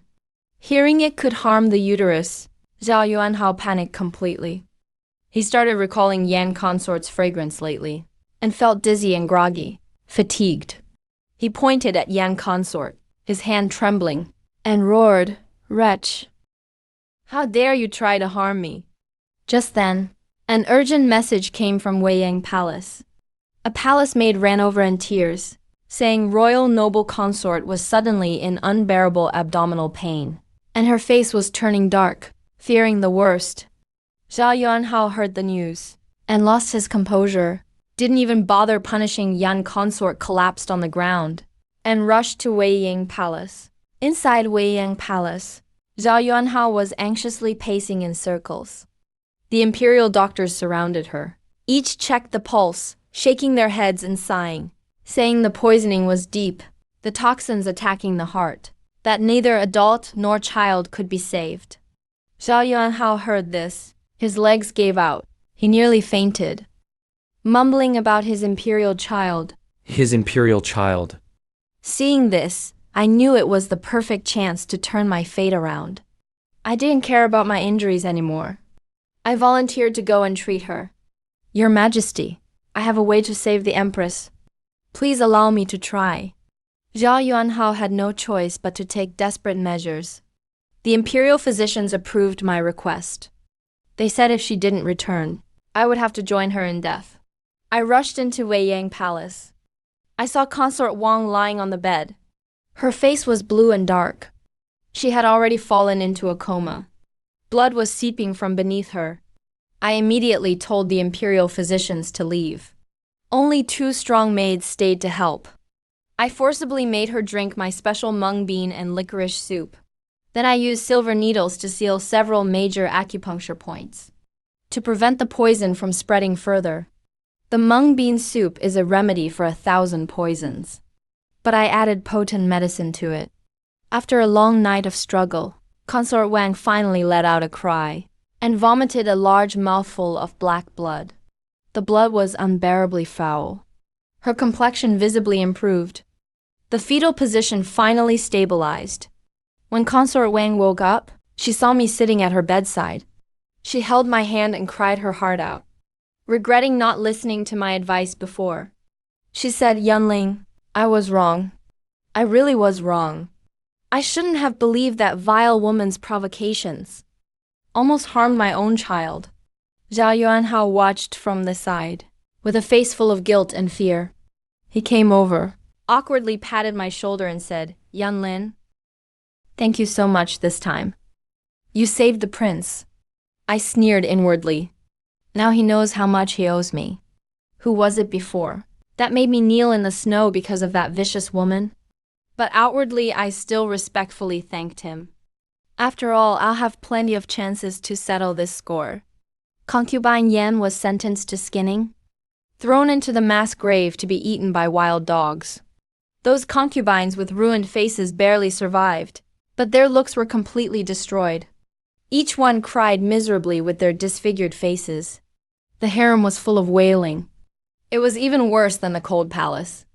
Jia Yuanhao looked at the palace full of ugly women. He didn't even dare go to the imperial garden. He was even more depressed. He had to ask for my help again. This time, his attitude was much better. He said, Yanlin, I know you have the skill. Since you figured out this poison, you surely have the antidote. You must cure their faces. I can't spend my days surrounded by ugly women. I was secretly pleased. Now he knows he has to beg me. Why didn't he come to me sooner? I pretended to struggle and said, Your Majesty, these ruined faces can be treated, but it will require expensive herbs and lots of time. Besides, the makeup bureau is sealed right now. I don't have proper status or authority, nor do I have any power to mobilize the Imperial Medical Bureau. As soon as Zhao Yuanhao heard this, he waved his hand grandly, immediately ordered the makeup bureau to be reopened, and rewarded me with 10,000 taels of gold as seed money. I accepted the decree and thanked him. My heart was filled with joy. I grabbed the gold Zhao Yuanhao gave me and rushed to the small treasury.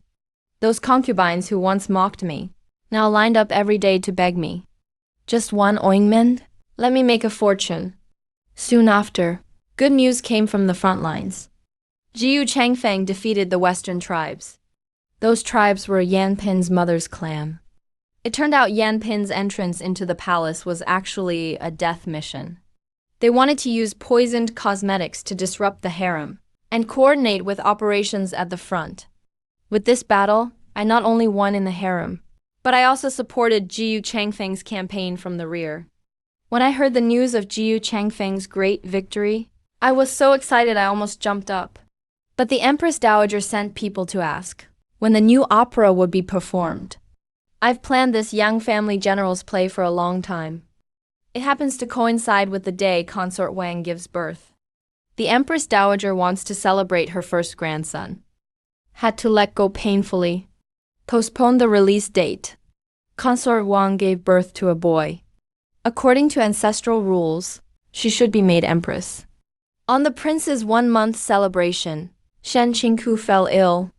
At the banquet for the prince's full month, the emperor happily held the baby. He carefully played with her. Consort Wang grinned from ear to ear nearby. The Empress Dowager said to me, Look how wonderful this is. Qiu was blocked outside. The prince turned 1 month old. The emperor really shouldn't go to Chengmen Palace. If he goes, people would talk. If things go wrong, it could give Consort Shu a bad reputation for arrogance from favor. I pulled the imperial physician and rushed to Chengmen Palace in a hurry. As soon as I entered, I saw Shen Qingku coughing up blood. Yanling, you're here. Shen Qingku lay weakly and gave me a little smile. My heart felt stabbed hard. I chatted with her for a while. As she talked, she started to cry. When I was 16, I was writing poetry in the courtyard. Big brother Yuanhao knocked on my door. He said he wanted a bowl of water. When I opened the door, he stared at me in a daze. I scolded him for being a rascal. He drank the water, then refused to leave my home. Claimed he was lost. When my parents returned, they gave him a beating. He explained with a bruised face, and my parents kicked him out. That night, he climbed onto the wall, holding gardenia flowers in his hands, waved enthusiastically at me. I glared at him. He said I was really beautiful. He climbed the wall every day to see me.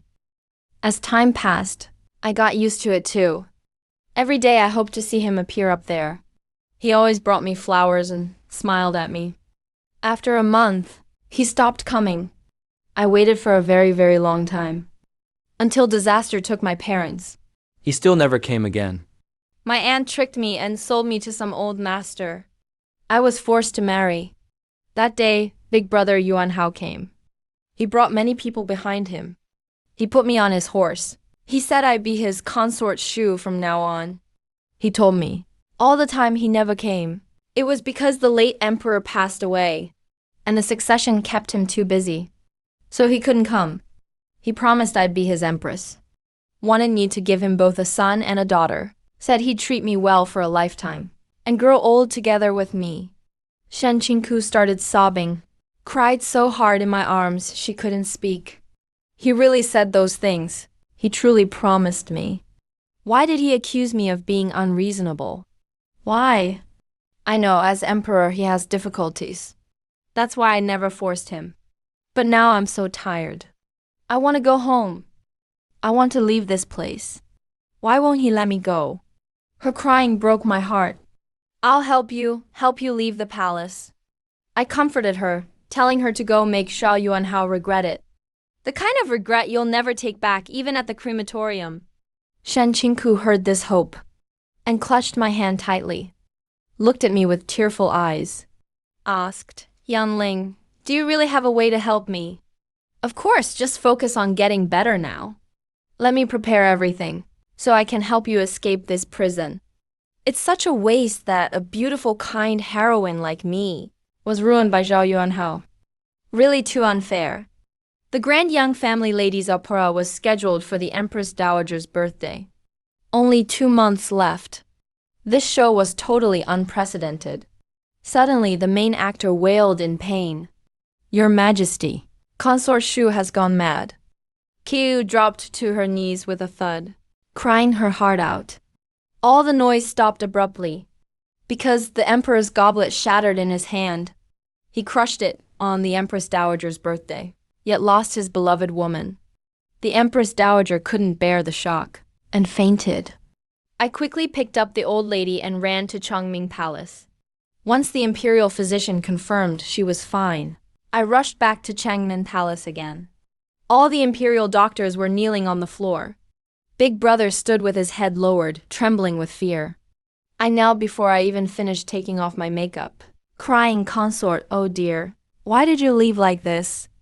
Qiyu also cried, still holding the half-embroidered sachet in her hand, saying this was the gift you wanted to give His Majesty.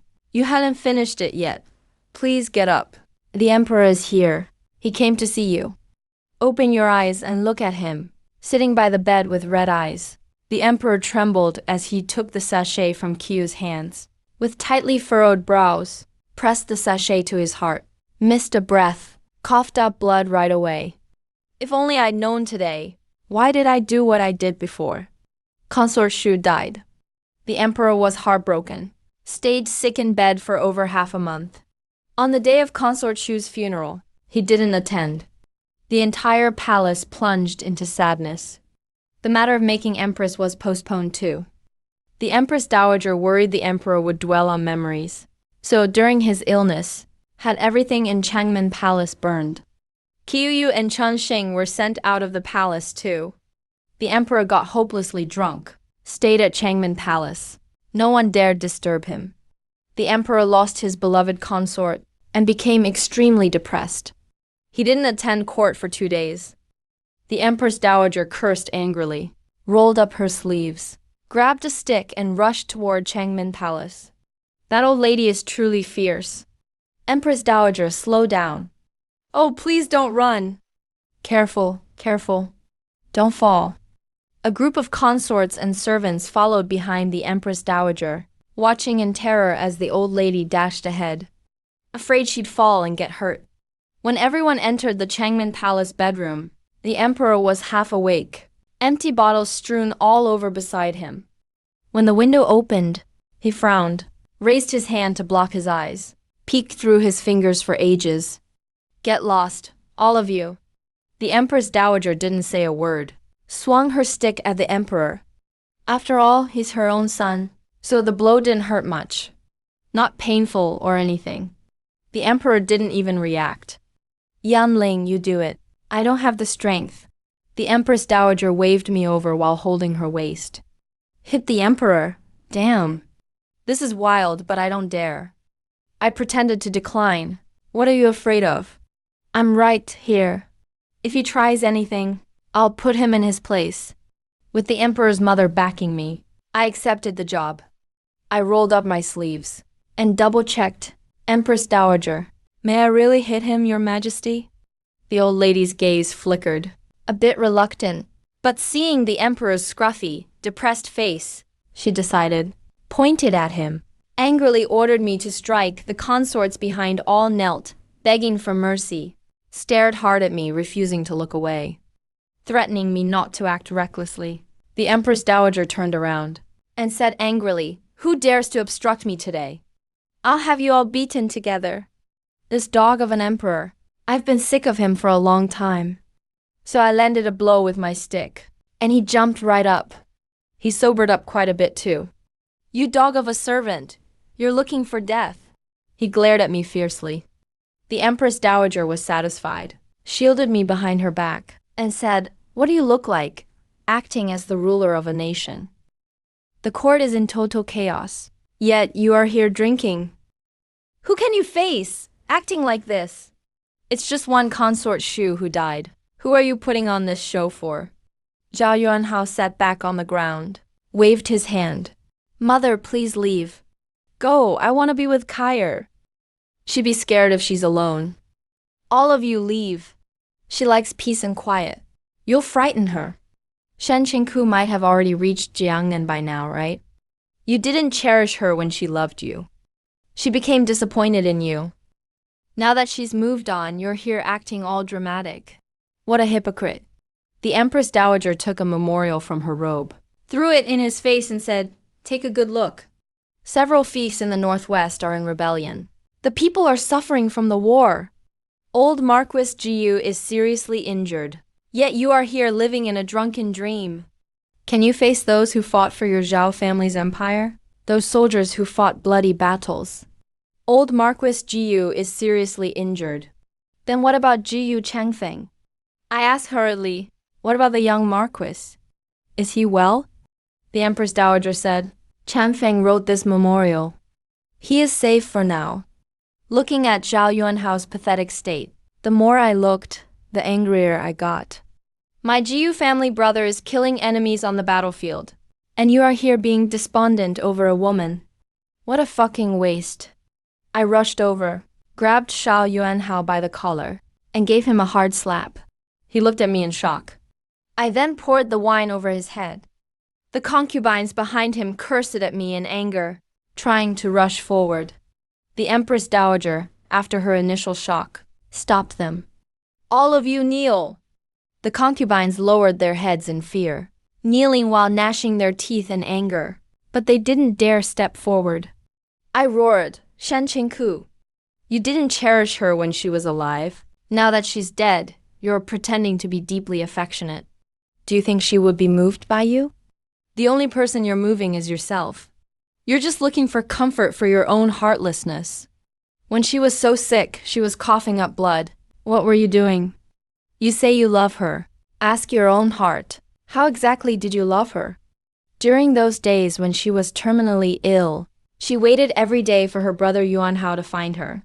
Every day she said how good her brother Yuanhao was. But you didn't even come to see her once. She said if there's a next life, if someone knocks on her door asking for water again, she will definitely not open the door. Look, this is your love.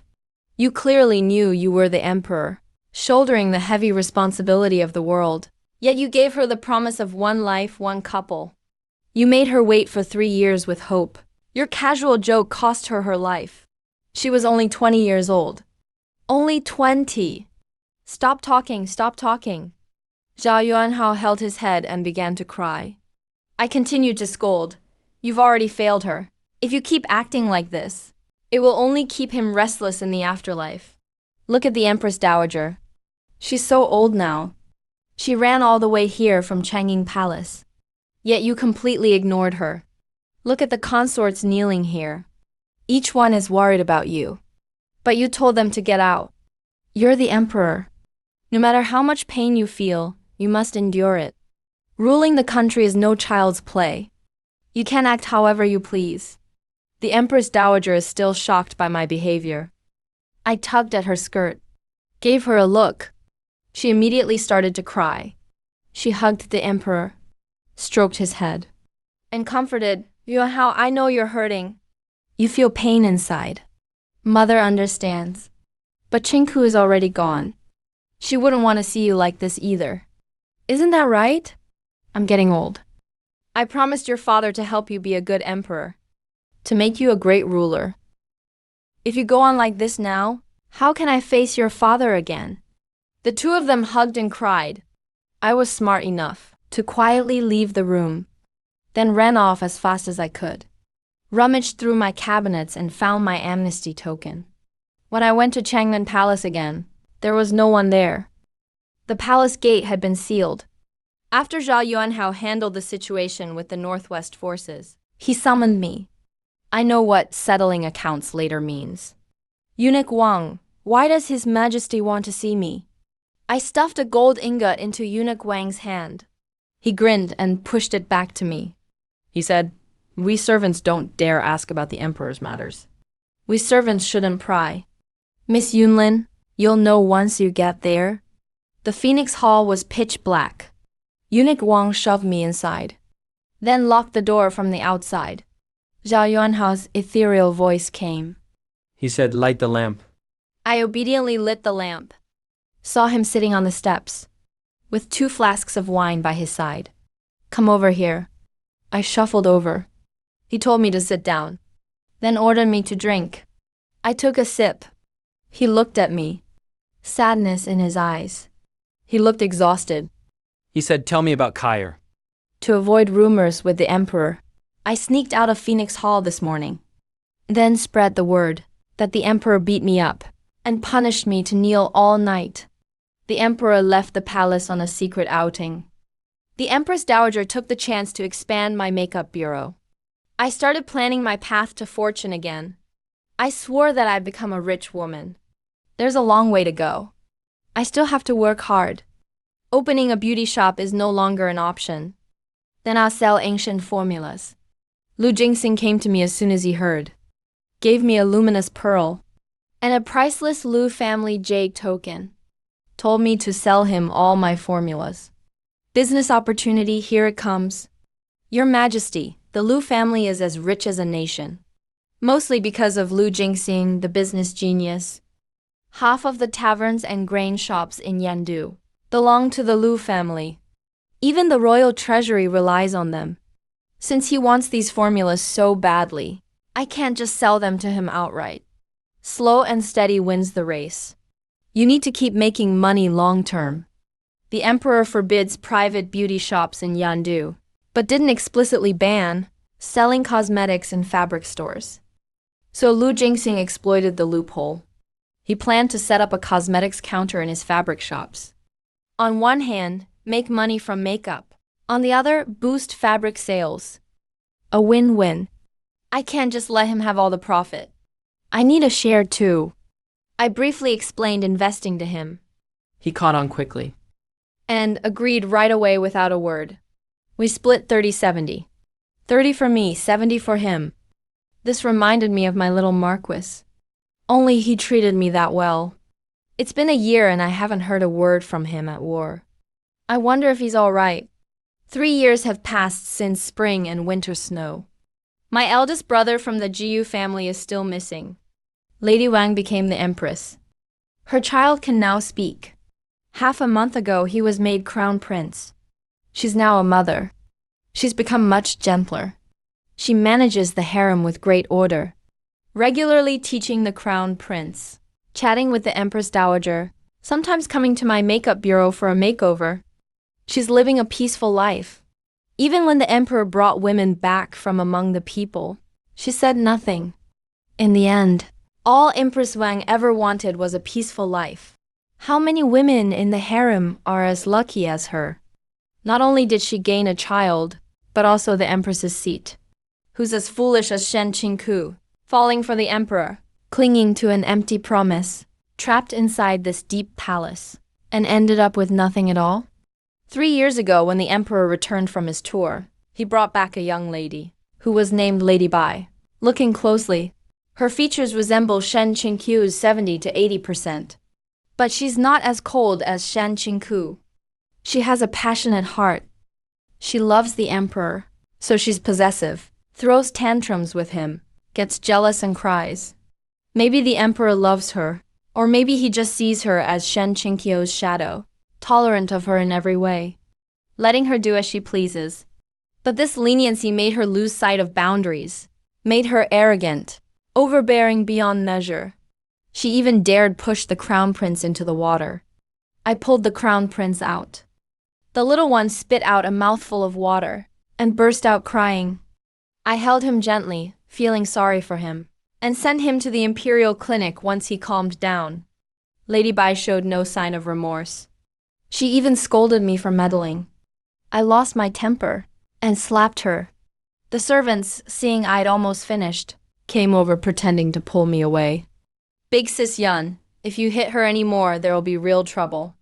Yes, you're generous. Don't stoop to her level. Lady Bai was beaten black and blue by me, pointed at us, speechless, struggled for a long time, and finally said, I'll have Brother Yuanhao kill you all. I calmly returned to the makeup bureau, changed my clothes, and took a couple sips of tea. Eunuch Wang arrived. His Majesty is summoning you. I gave a flattering smile and replied, on my way. All the way there, Eunuch Wang couldn't stop smiling. He praised me for the beating. You finally did something right. That wretch deserved it. Who knows what His Majesty sees in her? How is she anything like Consort Shen? Consort Shen was so kind. How could someone that unruly compare to her? I scoffed. The emperor is just blinded by beauty. Does he even love Consort Shen? I think he's just lustful. It was just a whim. Theft. Scumbag. Eunuch Wang hurriedly said, Auntie, please don't say that. Be careful or His Majesty will have your tongue cut out. Be careful not to lose your tongue by order of His Majesty. There were a lot of people standing in Fengming Hall. Only Lady Bai was kneeling. The Empress was holding the little crown prince. She glared at Lady Bai with a face full of anger. The Empress Dowager was sitting to the side. She was also radiating anger. She glared at the Emperor one moment, and glared at Lady Bai the next. The Empress's family had also arrived. Her father and elder brother stood off to the side, silently watching the Emperor. I knelt beside Lady Bai. She looked at me through gritted teeth.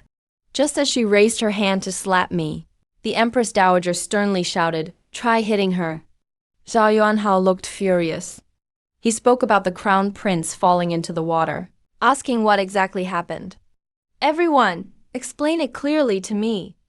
Brother Yang Hao, I know I was wrong, but it was the little crown prince who bit me first. I didn't do it on purpose. How was I supposed to know he couldn't stand steady? He just fell in.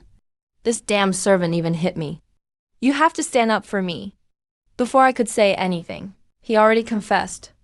The little crown prince started crying. The Empress immediately stood up and questioned the Emperor.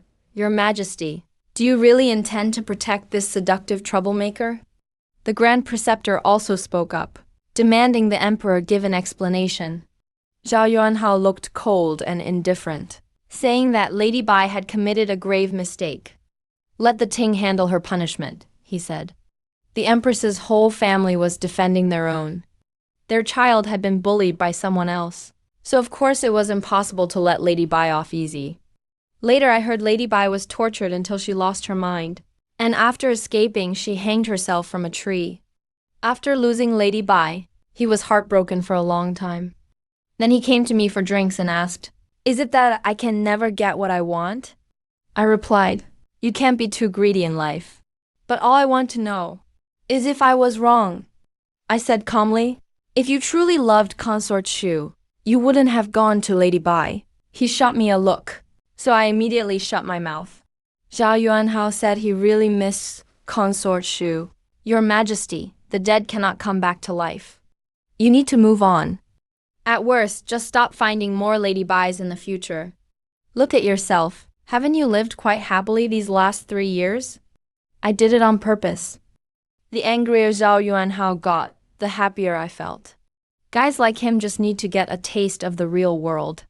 He was so mad he couldn't speak. He drained a whole pot of wine in one go. Then he wanted to curse me out but didn't know how. So he just smashed the wine pot to vent. I patted his back, helping him calm down. And I comforted him, saying, "All right, don't be mad anymore. Tomorrow I'll give you a Chanshimi-style makeup look to cheer you up." He was a little tipsy and asked me, "Who's Chanshime?" I didn't even look up. A heartless guy who abandoned his wife and son. "You must have a death wish," he roared at me. I hurriedly got up and started wrestling with him. Eunuch Wang knocked on the door and said to me, "Miss Yunling, don't hit His Majesty's face. He still has to attend court early tomorrow." After causing a commotion all night, I woke up with Xiao Yuanhao on the floor of Fengming Hall. He sobered up, remembering how I had overstepped last night. He made me kneel outside Fengming Hall for 4 hours. The Empress Dowager told me the rebellion in the northwest had been quelled. The great army would soon return victorious. She told me to prepare a beautiful makeup style to celebrate with the soldiers. Jiu Changfeng was coming back. For some reason, I felt really excited. My hands wouldn't stop shaking. I couldn't even hold my eyebrow pencil steady. The day the Jiu family army returned triumphant, I personally got on stage. I performed Dingjun Mountain for him, a show I had prepared for a long time. He was always the most dazzling one in the crowd. Even though he was already dark and tanned, with a scruffy beard and a scar across his face, I could still spot him at a glance in the crowd. That was the young Marquis who used to bicker with me in front of the dressing table. He had shed his youthful air, becoming more steady and reserved. His every gesture radiated the charm of a mature man. From the stage, I waved at him. He smiled at me for a long time. Then he mouthed, "Do you still have the Imperial Pardon medallion?" I teased him and said, "No, it's gone." He smiled and said, "It's okay." "As long as you're here, that's enough." I waited for him, and he still remembered me. After the victory banquet, I met him at the Shangzhuang bureau. I was so happy that I cried. I gave him a big bear hug. Tears and snot ran down my face as I told him about my 4 years of hard work. He pushed me away and gently held my shoulders, saying, "The armor's too hard."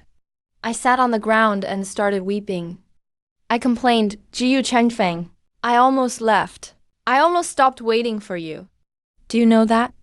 Crying, I blamed him. "You said you'd be back soon, but you were gone for 4 years. Did he know how much I suffered waiting?" "Don't cry, I'm back." He held me in his arms, gently stroking my head. I wiped my nose, took out the Imperial Pardon medallion, and said, "Here for you." I was lucky enough not to use it. He held my hand, took off the jade pendant I gave him from his neck, and smiled. "Does this count as a token of our love?" I laughed at him. "Who uses an Imperial Pardon medallion as a love token?" He said seriously, "I'll give it to you. Do you want it?" Yes, yes, yes. I nodded like a fool in love. He cupped my face and asked, "I'm so ugly now. Will you be disgusted with me?" "You're not ugly. Where are you ugly? You look so handsome. I really adore you. Honestly, that scar on your face is kind of cool. Makes you extra attractive." Jiu Changfeng burst out laughing. "When I'm done with army matters, I'll report to my father. Ask my aunt to let you out of the palace and bring you into the Jiu family as my wife. To be my wife. Wait, I'm just a palace maid, and you're the legitimate son of a Marquis family. We're of different social ranks. Would the old Marquis Jiu agree? You might not know, my mother was the daughter of a tofu seller, and my father still married her. Our Jiu family doesn't care about social status. As long as you like each other, that's enough. When I was in the Northwest, I told my father about you. He really wants to meet you, even though you're not officially his daughter-in-law yet. I'm a bit embarrassed about that." Jiu Changfeng would often come to Shangzhuang Bureau to see me when he was free. And over time, our Revolution-era friendship grew even stronger. Even the Empress Dowager quietly approved our marriage and thought about letting the Emperor promote me to give me a better status. By late evening, I was 21. I left the palace and married Ji Changfeng. On my wedding day, Ji Changfeng gave me a 10-mile bridal procession. And I donated all the money I had earned over the years to the national treasury to thank the Empress Dowager for her kindness to me. Zhao Yuanhao accepted my gift, smiling so big that it seemed his mouth would fly away. But he still teased me, saying that now I'd left, the harem would have one less troublemaker. Of course, he was generous too, and promoted my official rank to top tier, giving me the respect I deserved. Ji Changfeng looked at the dowry I had prepared for myself, utterly surprised. He asked where I got all that money. I told him about my work with Lu Jingxing, explained everything. To my surprise, he sulked for 2 hours, just sitting in the room, refusing to join me in the bridal chamber. I couldn't be bothered with him, so I took off all my hairpins and went to sleep by myself.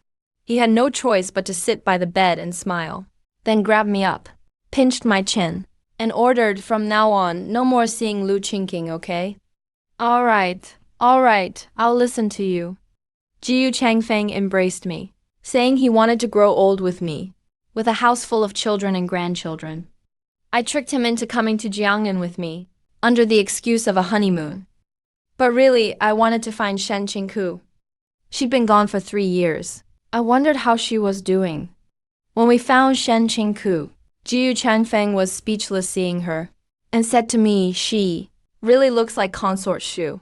Shen Qingku covered her mouth and smiled, saying, "Would you two like to come in for some tea?" I grabbed the confused Ji Changfeng and followed along happily. In Shen Qingku's small courtyard, there was a toddler just learning to walk, playing under the locust tree. When he saw us come in, he hurried over to Shen Qingku, stretched out his arms and said, "Hug me." Shen Qingku picked up the child and invited us to sit at the stone table in the yard. She called out, "Qiu, we have guests." Qiu now wore her hair in a married woman's bun, clearly now someone's wife. When she saw me, her knife dropped to the ground. She hugged me with tears in her eyes and stammered, She's Consort Shu. Consort Shu is still alive. Ji Changfeng pointed at Shen Qingku, so excited he didn't know what to do. I threatened him, "Now, we're all in this together, so you can't tell anyone." Qiu married a street vendor and is doing pretty well. Changxing has taken a liking to a storyteller lately. She runs to the tea house every day, so we hardly ever see her. Shen Qingku and the others all live in the same courtyard, looking out for each other. Their lives are very good here. I asked Shen Qingku, "Do you still love the emperor?" She smiled, "Yes, I do." "So that means I broke you two up." I said. She laughed and poked my head, saying, "Don't talk nonsense. I may love him, but I can't live my whole life just for him. Those years in the harem, he was all I thought about, and I lost myself. I've never been as happy as I am now."